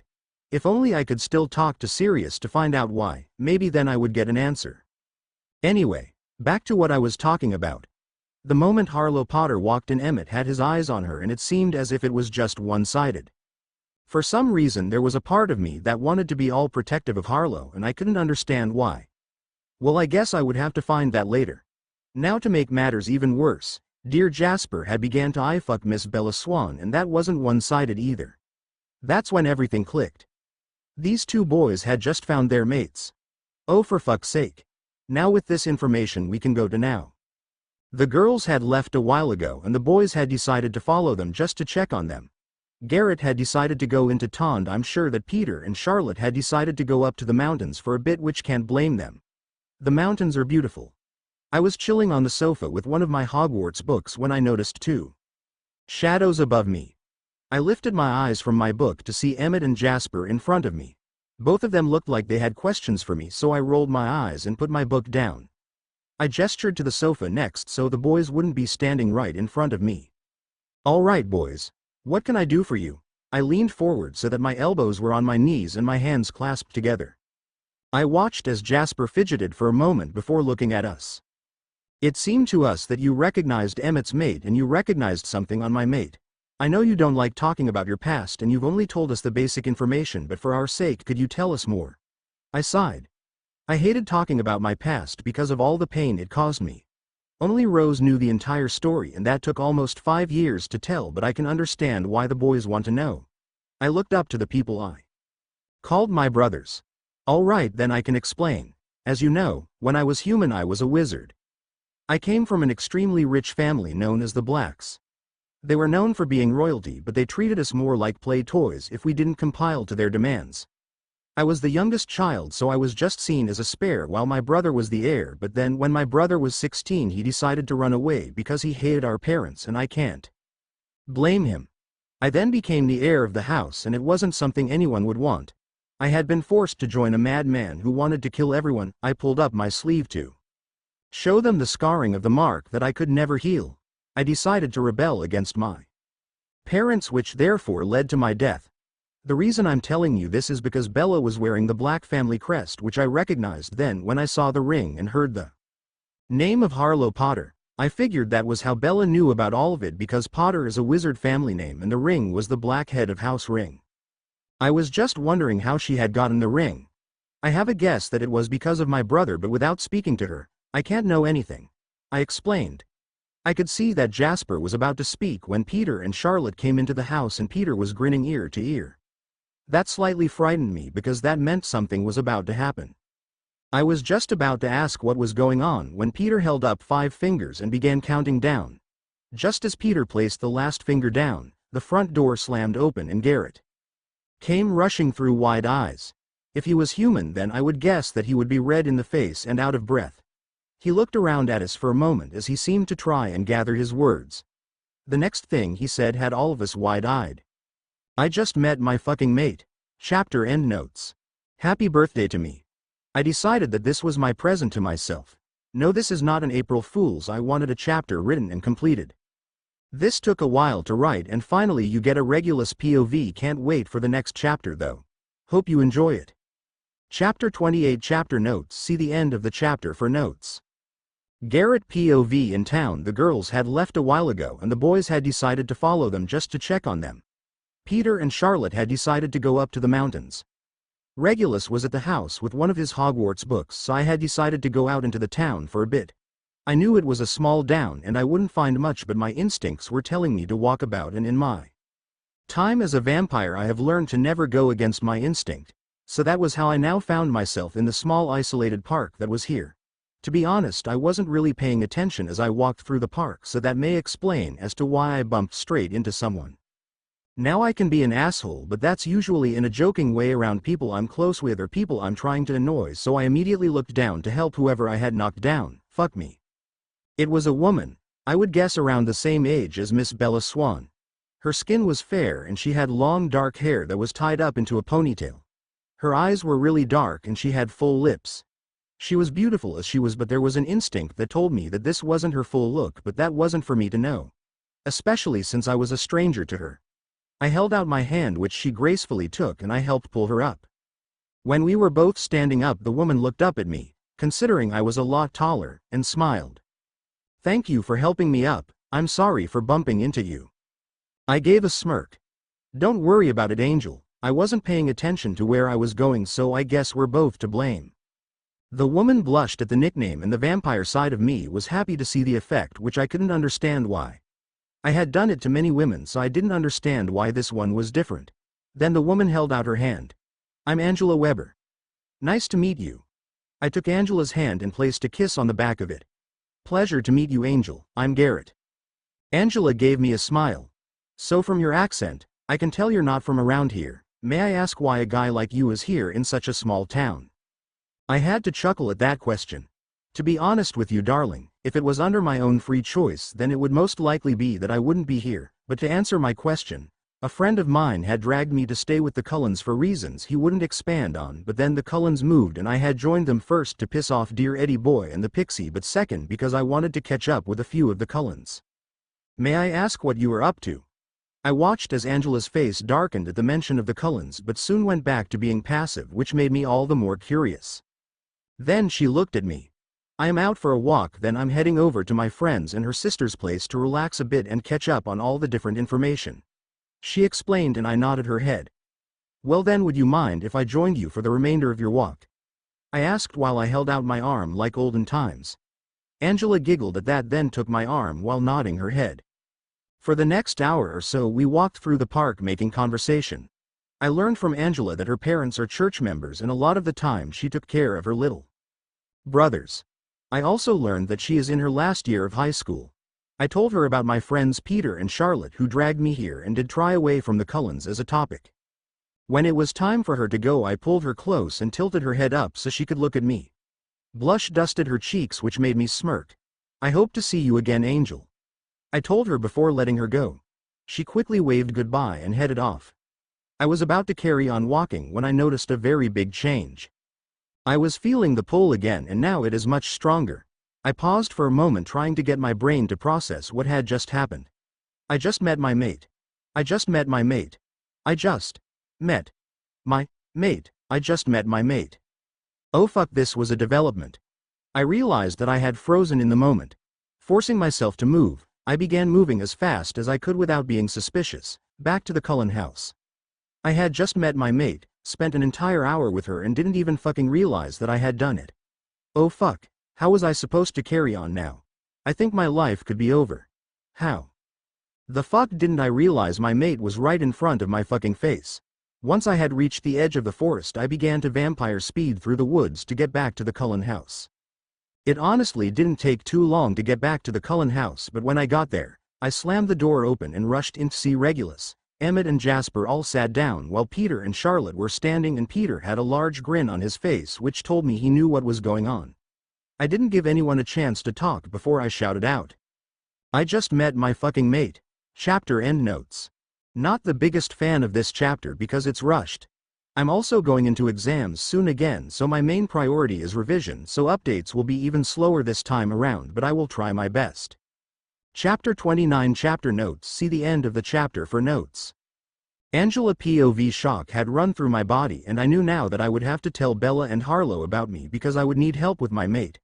Yes, I recognized that Garrett was my mate, and with my kind, it wouldn't be long until the bond would push for a mating. I had made it to Harlo's home, where I was greeted by Bella. She had dragged me into the house and into the living room, where Harlo was there with a big snack plate and a couple of butterbeers. We all sat down and I began to mess with my hands because of how nervous I was. I know that Harlo has dealt with different creatures, but I have no clue if she would handle what I am. I'm not even sure if there is any more of my kind left. I know many people like to call them my kind, but in all honesty there are very few of us, and a lot of the beliefs of my kind are so fucked up from our actually rules. It's kind of like the vampire situation. The stories have been so fucked up through history. Many people think my kind only care about one thing, sex. This isn't true.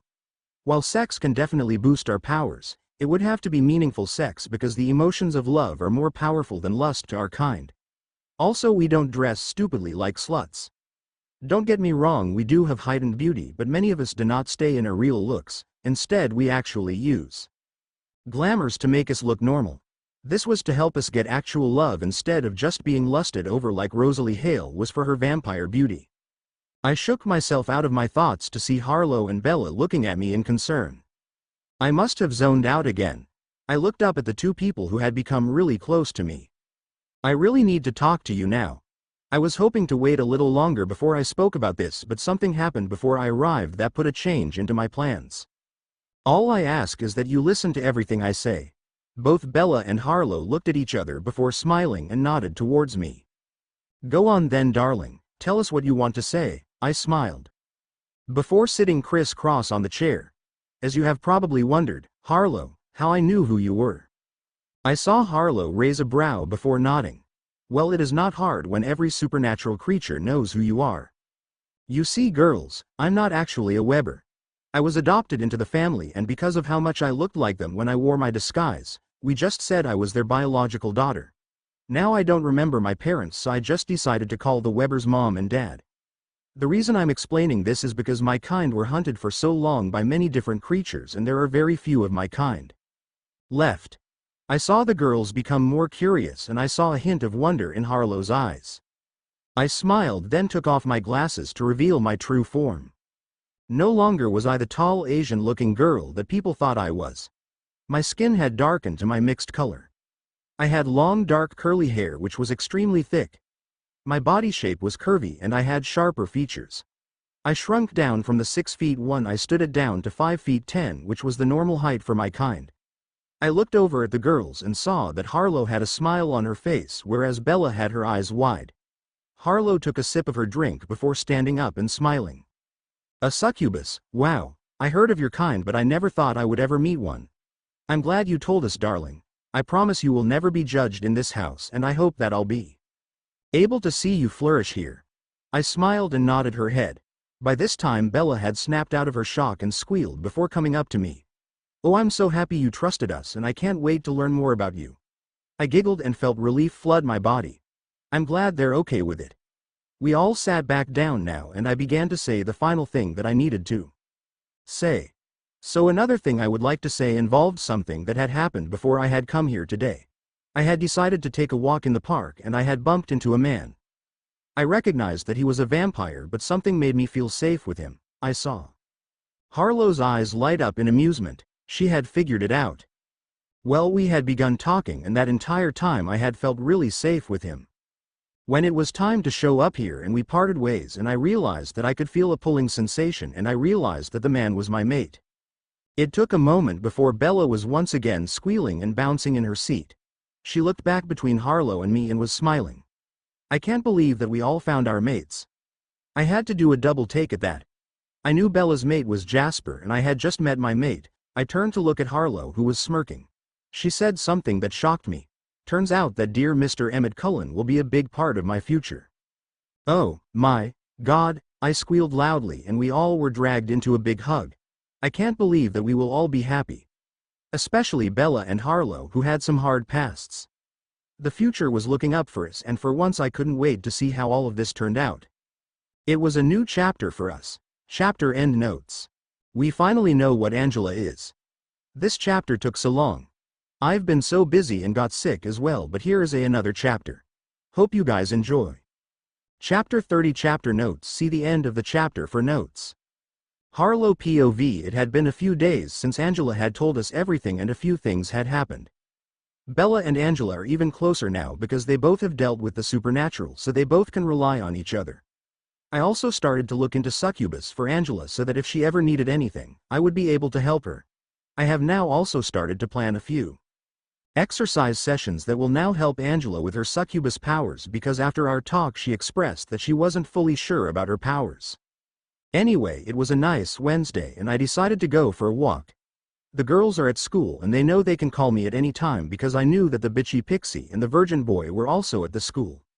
I do however think that a certain blonde male that had his eye on my sister was watching over the school, so I don't think they will try anything. But getting back on track, I had decided to go for a walk today, so I changed into black jeans, a cream turtleneck sweater, black trainers and a long brown coat. I had decided to pull my hair into a messy but stylish half-up half-down look. Once I was ready, I grabbed my phone and keys before leaving the house and just beginning to take a walk. I like to do this every once in a while just as a way to clear my mind. I used to do this when I was back in England so I wouldn't get overwhelmed. As I walked, I began to plan out a few things. There were a few business meetings that I needed to deal with in a few days, and I had a feeling that Sirius would be in contact as well. Other than that, I was thinking over small things. I know Bella and Angela have a break coming up soon for Easter, so I might take them up to Texas to have some fun and to take them to the haunted Goatman's Bridge. I have been there before and it is one of the best haunted places there is, and I have a feeling Bella and Angela would like to go to it.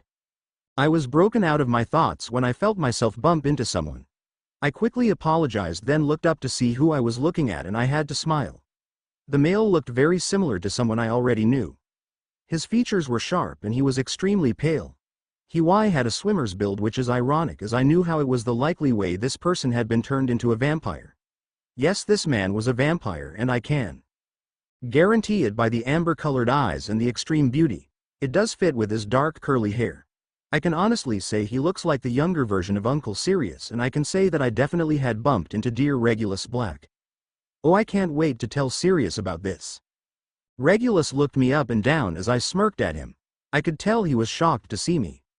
I looked him over once with my eyes meeting him, and I held my hand out. You know, I had heard a lot about you from dear Uncle Siri, and I never thought I would get the chance to meet you, but I can say it's nice to meet you, Reggie. I guess it's time for us to have a talk. I told him. It seemed as if he was still in shock because his mouth dropped down. I smiled at him as his automatic brain took my hand, and he shook it as he nodded his head. Come on then, let me take you to my home and we can have a chat, because I have a feeling we both have a lot of questions. Regulus nodded his head, and then we both headed back towards my home so we could sit down and have a chat. In a warehouse, somewhere in Seattle, a woman with fiery red hair and red eyes that were filled with fury looked over her army. She stood with a large smirk over her face. She was plotting. She wanted a certain brunette-haired girl dead. After already killing her father, mother and stepfather as a warning, she was pulling up her biggest plane so that this girl would die. She would be begging for mercy by the time she was done with her. The girl she wanted dead was known as the one and only Bella Swan. She looked over her army and smirked. Yes, Bella Swan would be begging for mercy by the time I was done with her, she thought as she cackled extremely crazily. In the middle of the forest, Forks Emmett Cullen was in the middle of the first in Forks after draining a bear. He was thinking about how he would get close to his mate without scaring her. He was scared she wouldn't want anything to do with him since he was part of the Cullen family. But in all honesty, since she is related to Bella, she would likely take it better than anyone. He leaned against the tree and tried to come up with a plan while also wondering what Jasper was doing. Hidden in the trees, close to Forks High, Jasper, Peter, Charlotte and Garrett were all sat in a tree that was close to Forks High while sending extremely creative threats towards a certain set of vampires so that they wouldn't go anywhere near a certain Miss Bella Swan or a certain Angela Weber. They were saying it was for precautions and for the girl's safety, which it was, partly. The other part was just for the shits and giggles of being able to do it, and the bastards couldn't do anything at all. Were they having too much fun with this? Possibly. Did they care? Nope. Was it rightly justified? Yes, absolutely. Were they overreacting at all? No, they didn't think they were. Chapter end notes. So I have a few things to talk about. First, I hope you like the little irony with Regulus. Second, any photos will be on Wattpad if you want to see it. Third, I hope you are excited to see Regulus and Harlow's talk. Emmett trying to figure out how to approach Harlow, Jasper, Charlotte, Garrett and Peter fucking around, and Victoria. Now I have a question for you lot. Do you prefer the one POV per chapter and shorter chapters, or would you like to see longer chapters with more POV? I won't make it confusing if you want it. Just let me know in the comments. Chapter 31 Chapter Notes. See the end of the chapter for notes. Regulus POV. I have dealt with a lot of shocking things in my life, but finally meeting Potter's child, who has also taken on being the head of my house, is one of the most shocking. Harlow had led us back to her house, which I guess is where Bella is staying considering the amount of her scent that is here. It did make me wonder though why she wasn't staying at her father's house. I mean, is Charlie okay with this? She led us through to the living room where we both sat down on the sofa. I looked around the room and noticed it to be very cozy and lived in the kind of look which is nice. I faced Harlow, who smiled at me. I see you have many questions, Mr. Black, so why don't I give you a bit of a rundown of my life and everything that has happened, and then you can ask any questions you have, alright? I thought about it, and in all honesty that was probably a smart idea, so I nodded my head and Harlow got into telling her story. And boy, it was fucking shocking. Harlow had told me about when James and Lily had died only 2 years after I had almost died and had been turned by my lovely mate Rose. She also how she became the girl who lived. And she also explained how Pettigrew was a bloody traitor and that he had led to my brother to spending 12 fucking years in Azkaban. When I heard that, I wanted to fucking kill him, but by the smirk on Harlow's face made me think that job was already done. Anyway, Harlow had begun to tell me about how dear Albus, too many nicknames, Dumbledore had left her on the doorstep of her muggle aunt, and then for the next 5 years she was fucking abused in those years. I mean, they fucking put her in a cupboard under the stairs for 5 years. That was when the saving grace of Charlie Swan showed up. Apparently Lily actually had 2 siblings. Petunia, who sounded like a bitch, and Charlie Swan. Harlow told me that when she was 6 years old, Charlie had come to visit Petunia and he found her in the cupboard under the stairs. That had caused a huge kick-off between him and Petunia, and in the end Charlie had taken her with him and actually adopted Harlow. She had a good life with him and even became really close to Isabella. She was the little sister Harlow had always wanted. Then she went into her school years. And oh fuck, if I was still alive, her school years would have given me a heart attack. I mean, she faced the fucking Dark Lord 5 full times while in her school years, was fucking put into an illegal tournament underage, isolated from all of the school. She also fought a basilisk and had also had a run-in with my brother, who supposedly was being classed as a murder, which was pathetic. She had also spoken about having my brother fall through the veil, which I could have hurt her a lot. There was even more I could list, but I can get the gist just from those experiences. Then Harlow had gone on and told me about the war. This motherfucker made 7 fucking HORCRUXS. Was he even thinking straight? No, he wasn't. That's the answer to that question. Harlow and her friends had gone on the run to destroy the Horcruxes, which took a good couple of months, and then she spoke that on May 2nd the Battle of Hogwarts had begun. It was a bloody fight apparently, and in the end Harlow had found out that she was a Horcrux. She had walked out to the forest to meet her death, but apparently it had only killed the Horcrux and not her. In the end Harlow had killed the Dark Lord, but not without many deaths of students. Harlow then told me that after all the funerals and a bunch of fighting with the Ministry, she chose to live her life. Then for the 3 years after the war she had done a lot. She had become Lady Potter, Peverell, Black and Gryffindor after speaking with the goblins in Gringotts. In the first year of having control of her ladyships, Harlow chose to create the Potter Orphanage, which was a success for magical children who lost their homes. In her second year of owning my ladyships, the Evans Enterprises, the Black Laboratories and the Griffin Fashion Line were born. These businesses had been thriving. Her third year she had used to focus on herself. Then only a couple months ago she had ended up after Bella had called her, so she packed up and came here. I looked over at Harlow with my mouth hanging open and asked only one question in my mind. How the fuck are you still alive? Harlow had burst out laughing before shrugging her shoulders, and I knew that with the amount it was going to be a long afternoon, and I told Harlow as much. She laughed lightly and we had decided to take a quick break to gather some snacks. It took about 5 minutes and then we sat back down and got comfy again when I began to ask questions. So I know you are now Lady Black, but it confuses me because Draco was not only a male with stronger black blood and was older, so how are you Lady Black? Harlow smiled and took a sip of the whiskey she poured herself before explaining. So even though all you said was true, there was one thing you missed out. Walburga was not head of the House of Black and neither was Orion. It was actually Arcturus Black, so even when Walburga burned Sirius off the Black family tree, he was never truly disowned and he was innocent, so Sirius was still fully eligible to claim Lord Black, but he had no care for it, so left it for me in his will, so I was first in line due to his wishes. After hearing that, it made a lot of sense and I wasn't bothered, so I nodded my head. In my time with the Cullens I had loosened up from what my family had taught me. That was how a lot of the afternoon had gone. I had asked a lot of questions about the wizarding world since I haven't been in touch for a while, and once I had gotten all the answers I wanted I moved on to a few other subjects. Well, one in particular. I hope you don't mind me asking, but I know that Bella has changed a lot and I'm guessing that is because of you, but her scent is really strong here and it seems as if she is living here. Is Charlie okay with this? I watched as Harlow's face went somber and I knew something had happened. Charlie had died at the hands of Victoria. So did Bella's mother Renee and her stepfather Phil. Bella is living with me. I felt sadness and fury. Charlie was a good man and didn't deserve to be killed, and I was fucking pissed because me and Jasper had both warned fuckward that Victoria would want revenge, but did he listen? No, he fucking didn't. I was shocked, however. Bella wasn't acting like she lost a parent, so I had asked about it and Harlow sadly smiled at me.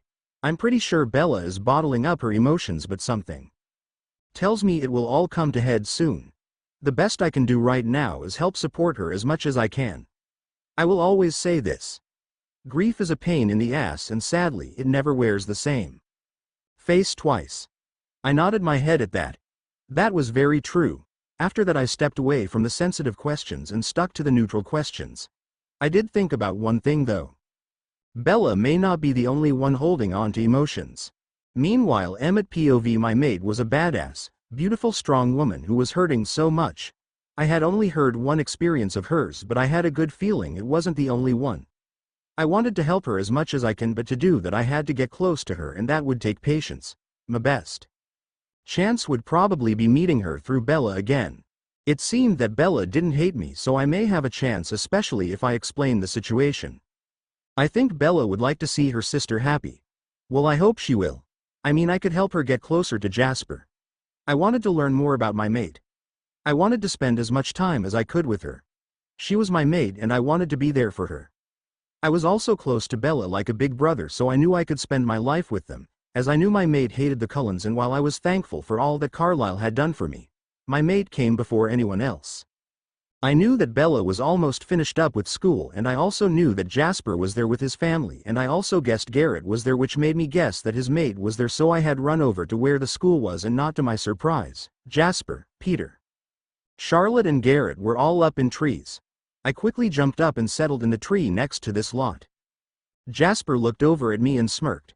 "Hello, Em. Are you here to join the making threats at Edward game?" I laughed at that. So that's what this lot was doing. I looked over at Jasper and smirked. As much fun as this sounds, I'm hoping to wait for Bella to see if she could introduce me to my maid soon. Jasper nodded his head in understanding. "All right, brother, you can just wait with us. It's almost the end of the day, so we'll be able to see her soon." I smiled and nodded my head. We didn't have to wait long though, because only half an hour later, students had begun to leave the school. We noticed both Edward and Alice glaring in our direction as we all jumped down and headed into the car park, where we waited over Bella's car for her to come. Eddie Boy and Pixie were glaring at us. They were pissed, but at that time, Bella walked out with who I recognized as Angela, and I noticed both Jasper's and Garrett's eyes lit up in happiness. So Angela was Garrett's maid, huh? That's exciting. Bella noticed us and smiled while shaking her head amused. She nudged Angela, who looked over at us and began to giggle lightly, and that's when I noticed that both of them were wearing matching outfits, which were affecting Garrett and Jasper greatly. To be fair, the outfits were more cute instead of sexy, but it doesn't matter in the eyes of those two. They will think their girls are sexy no matter what, and I can't blame them because I know I would be the same with my mate. Bella was wearing a bright yellow shirt with butterflies and flowers on it, and accurately said, "Protect the butterflies and flowers." A rainbow-striped pair of button-up jeans, a moon necklace, and yellow Converse. She was still rocking the short blonde hair. Very similar to Bella, Angela was wearing a white shirt with flowers and bees on it, and accurately said, "Save the bees." She was also wearing striped pants, but hers were more neutral colored. She had a sun necklace on and a peachy pink colored pair of Converse. Her hair was in a bun that was nice but slightly loose. They looked cute, but it also looked like Jasper and Garrett wanted to hide them away from prying eyes. Once they had both stopped giggling, they came and walked up to us, and Bella smiled. "How can I help, lady and gentlemen?" Chapter endnotes. Harlow's and Regulus talk happened, and we saw that there may be more to grief than we think, just the girls are too stubborn to admit it. We also got a little bit of insight to Emmett's thoughts. I hope people prefer the longer chapter. Chapter 32 Chapter notes. See the end of the chapter for notes. Bella POV. Today was a decent day. I was surprised when I had barely any confrontation from Eddie Boy and Pixie. I mean, the last time I had seen them they tried controlling me, so to not bother them, it made no sense, well, until after school. I had spent most of my day with Angela, as Harlow had got us all matching lessons, so that I had a friend with me in all of my lessons. We had made plans to head over to mine and Harlow's home because she wants to do a training session with us. This meant that me and Angela had walked outside together, and that's when I caught sight of a certain group of vampires over by my car. That caused everything to click as to why the idiot vampire twins were not bothering us at all today, and I smiled while shaking my head. I then nudged Angela, who then looked over and noticed the group of vampires and began giggling lightly. I soon began giggling too. After a few minutes, we had finally calmed down, and I headed over to the group with Angela. When we got there, I smiled at all of them. "How can I help, lady and gentlemen?" I said while looking at Emmett. He seemed slightly nervous about something. He looked at me and smiled slightly. "Hope you don't mind seeing us. I was hoping that you could introduce me to your sister again. I know we have met once, but I would like to properly meet her." I smiled at that request. I had a feeling I knew why he asked for it as well, and if I was correct, well then I better start playing matchmaker. I looked up at Emmett and nodded. "I definitely can help with introducing you to my sister. Actually eyeing a training session with me and Angela, so you can follow us home to join us for the session if you want. You will definitely be able to meet Harlow if you want." I offered him. All of the group agreed, and Emmett's smile seemed to brighten loads. While we were talking, I hadn't noticed that Jasper's brother Peter had disappeared until I heard the purr of a car. I looked up to see Peter had pulled up with Emmett's Jeep. He then hopped out and chucked the keys to Emmett and gave Charlotte a kiss. The plan was that all of them would follow behind me and Angela, so we all got into the cars and headed on the road with me and Angela in the front so the boys could follow behind. Harlow's POV. After my long talk with Regulus, I had to start preparing for a training session with Issa and Angela. I offered Regulus the chance to stay and he agreed. He also called his maid Rose over so that she would be able to watch the session. I had prepared the gym and the large matted area so that I could work with the girls on the areas that they need to. After I had organized the training area and the gym, I headed up to my room to get changed. I had changed into a short black shirt, gray sweats and black trainers. I pulled my hair into a ponytail, then headed out of my room. Regulus was chilling in the living room and I noticed that Rosalie was there with him. When they both saw me, Rose gave me a smile before hugging me. It was nice to see you again, Harlo, and well done for roasting the Wonder Twins. They fucking deserved it. I let out a laugh. It's nice to see you too, Rosalie, and I hope you'll enjoy watching me train with the girls. Just then I heard a car pull in. Well, 2 cars I should say. I headed outside to see Bella's car and a familiar Jeep pull in.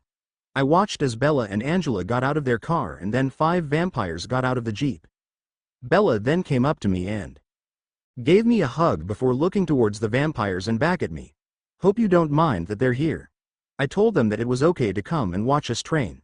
I hope you're not mad. I smiled down at Issa. It's fine, Issa. I already have 2 other vampires here, so it wouldn't be fair if I didn't let the others join. I looked over to all of them who were waiting and smiled slightly. All right then.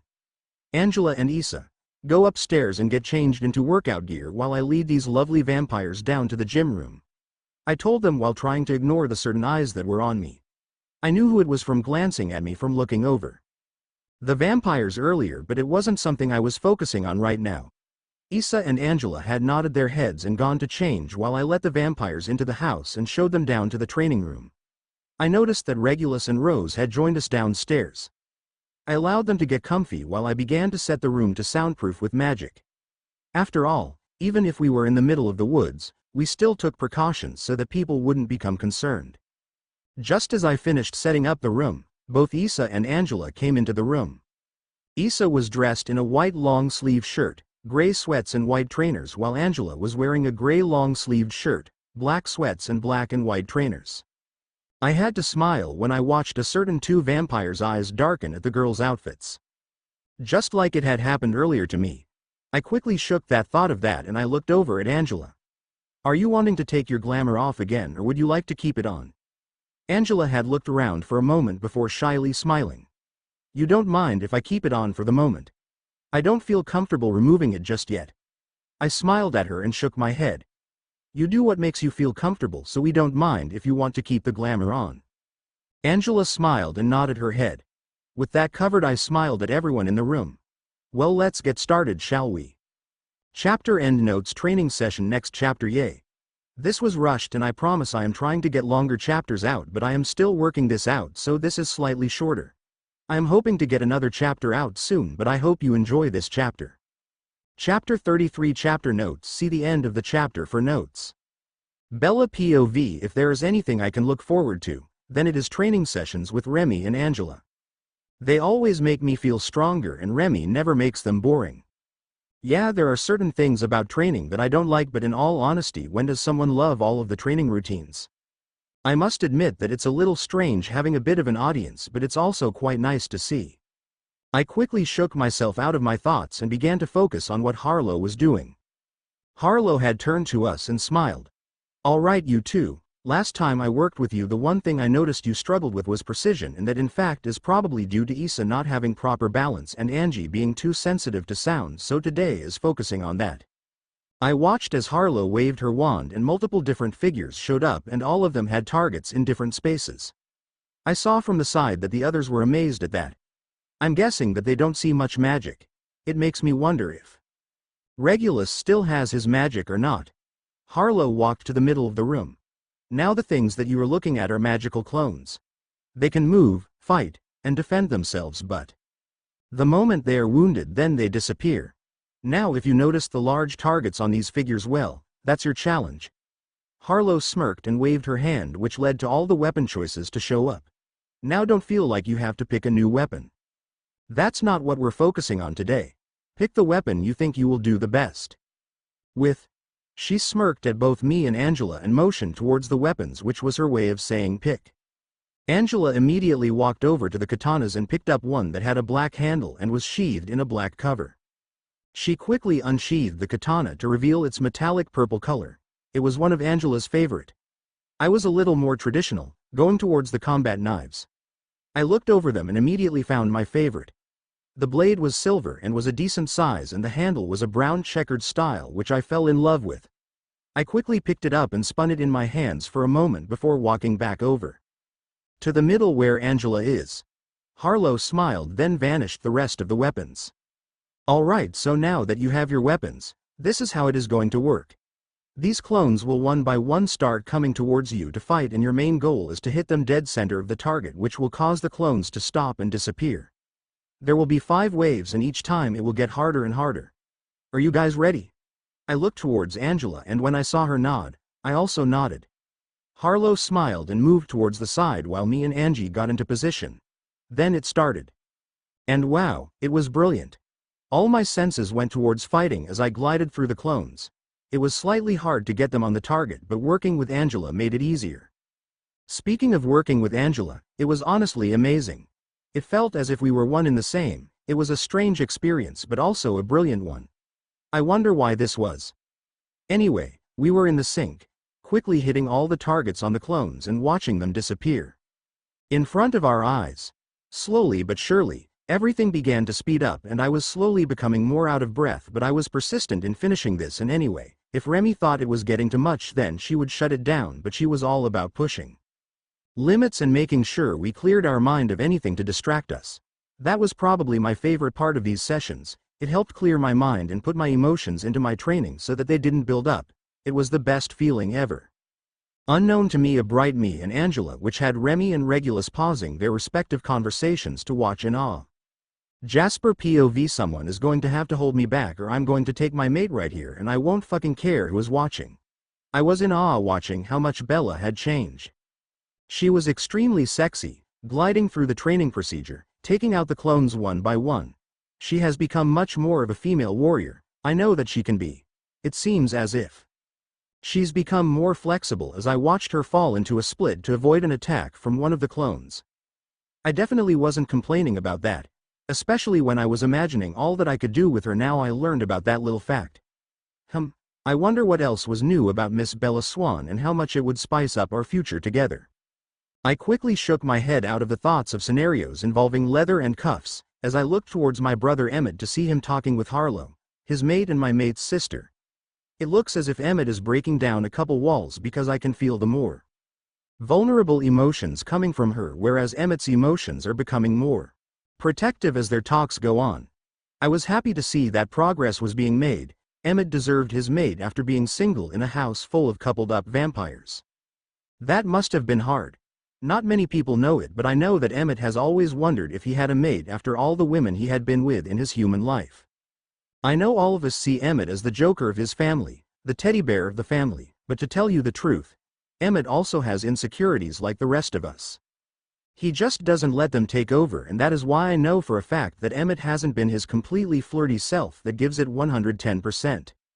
Both of them need to feel that secure feeling before the bond can fully develop, because while it has been created, it takes time and patience to make the bond feel secure. It will be the same for me and Bella, as well as Garrett and Angela.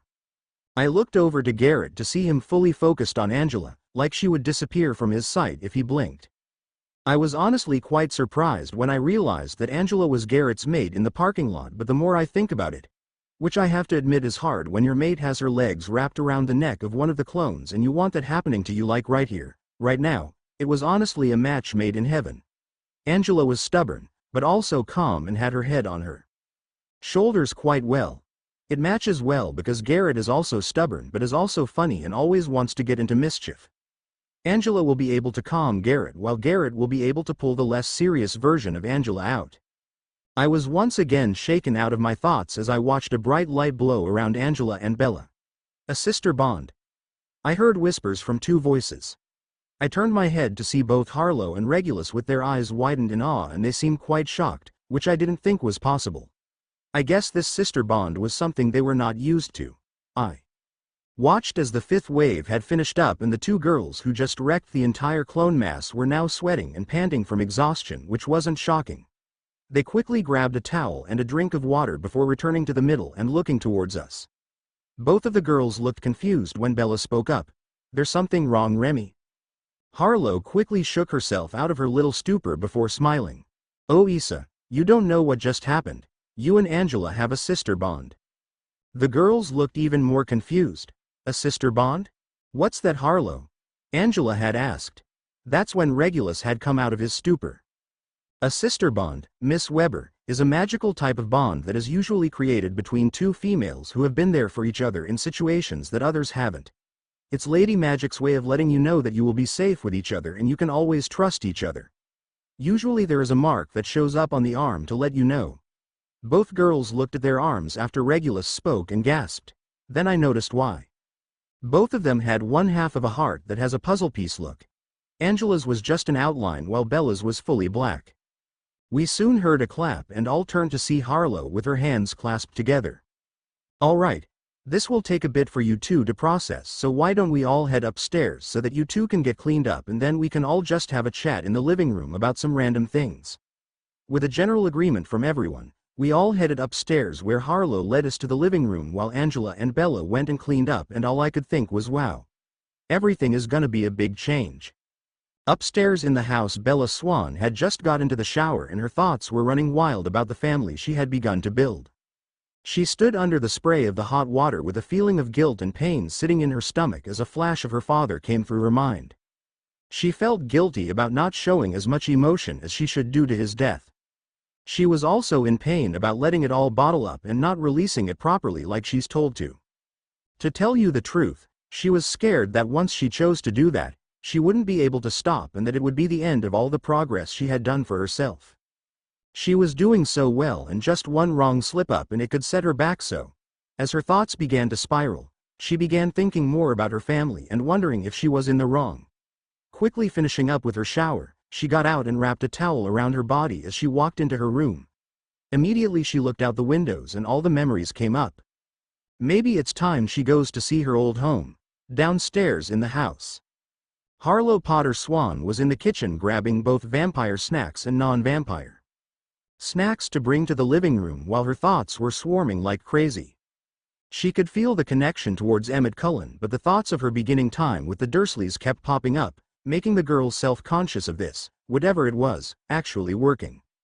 She knew that what the Dursley had told her was bullshit, but there was always that sliver of it there. It also doesn't help with the bet that fucking Diggory made. It makes her wonder if she is actually lovable and if she will never get the love like what her parents had, or if it is all just some stupid dream she's created. She doesn't know, but she holds her head up and pushes those emotions away as she heads back into the living room with a smile of her face, not realizing that a certain blonde female vampire can see the pain in her eyes that she can recognize way too well.